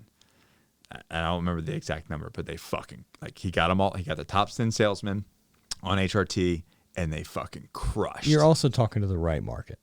Right. Yeah. Like, you have a fucking Porsche salesman. That's right. Like a fucking Porsche salesman who's like, let's call him what, probably a little, like, in his 30s. Yeah. Maybe 30 to 40, because, Yeah. it's a nicer car to sell, X, Yeah. Y, and Z, like different clientele. You're not just fucking trying to push out F-150s. Right. That guy's probably like, all right. But getting into Porsche. But, if you think about it from if I look at it for myself, when I started, because I got an HRT right when I started my business, and I was kind of lost. And as soon as I got on HRT, it's like everything became super fucking focused, and I had energy, and I was driven, and it just changed. I was like, I'm gonna go fuck this world. Yeah, I've been on HRT. Like, fuck this world. I wish you could do like Joe Rogan cartoons that he did. It's like me with the entire world. Just banging it. I'm banging it out, But in a positive way. Like in a consenting. Yeah, the world wanted it. way. Yes. But anyways, but that's kind of the power of it, is like, it really, if you're out there and you're like thinking, I don't have that drive, like, get your blood work checked. Do that. Yeah, because more likely it's low, and then as soon as you get on the protocol and get your test back where it normally should be, you're like, holy shit, dude, I want to go, like, make shit happen in your life. You know what I mean? Anyways, you also have a tendency from getting on HRT to want to give a shit. Exactly. There is a bit of there's enough of a placebo there too of absolutely, like, well, I'm on this, let's not waste it. Let's not waste it. Right. Yeah, let's put the work in. But anyways, I don't know if you put links on there, but do you have a link? Yeah, yeah, we put a link to the core med stuff. Yeah. There's a link. There's a link in the profile below, as well as on the YouTube and everything else. Yeah, so get your fucking blood work checked. So Agogi, let's talk about that quick training thing. People want to work with you or do any of that? Yeah, so we have it's been fucking fun, man. So it all started, do you remember when I did Surviving the Cut? Yeah. Yeah, so that's what it came down to. So people were like, hey, what did you do? So I said, okay. Well, lived in a caloric deficit for fucking worked out. Right, worked out a lot and lived in a caloric deficit. Yeah, and ate right, and this is what I did, and so it kind of turned into its own company to where now we have several coaches, and it really is focused around men and being the best. We like to say this thing: do you want to be a dad bod or do you want to be a father figure? Ooh-ee. Yeah, like George Michael. I get it. Father figure. Yeah, so and that kind of transcends to a lot of different things, right? It's like, what kind of example do you want to set for your tribe, or just for the future? Yeah, and so we have these pillars that we focus on. First being health and fitness, and then the next one being discipline. And I can, we go into all of these things, but motivation is a lie. Motivation is like cocaine. It leaves you really fucking high and it feels good, but then it wears off and you're down in the dumps, right? And it's like, you don't get to become an Olympic level athlete or a Highland Games world champion by only training when you're motivated. No, dude. You know what I'm saying? So, just by law of averages. Yeah. There's going to be more average days and bad days than good days. Exactly. So we really push like the discipline and the consistency. So we work with these individuals that have, again, most of them have schedules that they serve. The schedule doesn't serve them. Right. So it's like, when are you taking your wife on a date? How much are you playing with your kids? So we kind of retune their whole day so that it serves them. Putting them at the wheel. Yeah. But it includes their training, it includes their diet. It's such a different mindset, though, being on the offense. Right. And I hate fucking being reactionary and feeling like I'm on my heels all day. And basically a lot of it's like, listen, I give you permission to take back control of your life. Right. And so we put them on a program. We have an app that we work with, coach with them one-on-one. And then we focus on their belief system, is like getting them to believe that they can make more money, that they can have a better relationship with their significant other, that they can believe that they can fucking have the body. The magic's there. Yeah, I know. It's in you. Yeah. And then it kind of revolves around this tribe kind of mentality of taking care of the tribe, being the best versions of themselves for the tribe. So that's the Agoge. Like, that's the Agoge in a nutshell. And so it's a fitness and health program, and a lot of people are trying to lose weight and recomp their body and things like that. But at its core, it's a tribe for individuals to become better human beings. I dig that. Yeah. I dig that a lot. Where can people find it? At agogetraining.com. Nice. Yeah. Nice, man. Dude, this has been great. You want to train? Yeah, let's do something. Fucks off. Yeah. Do some stuff. Yeah. All right. Let's go break this place in. Let's do it. Thank you guys for listening, and we'll talk to you next week.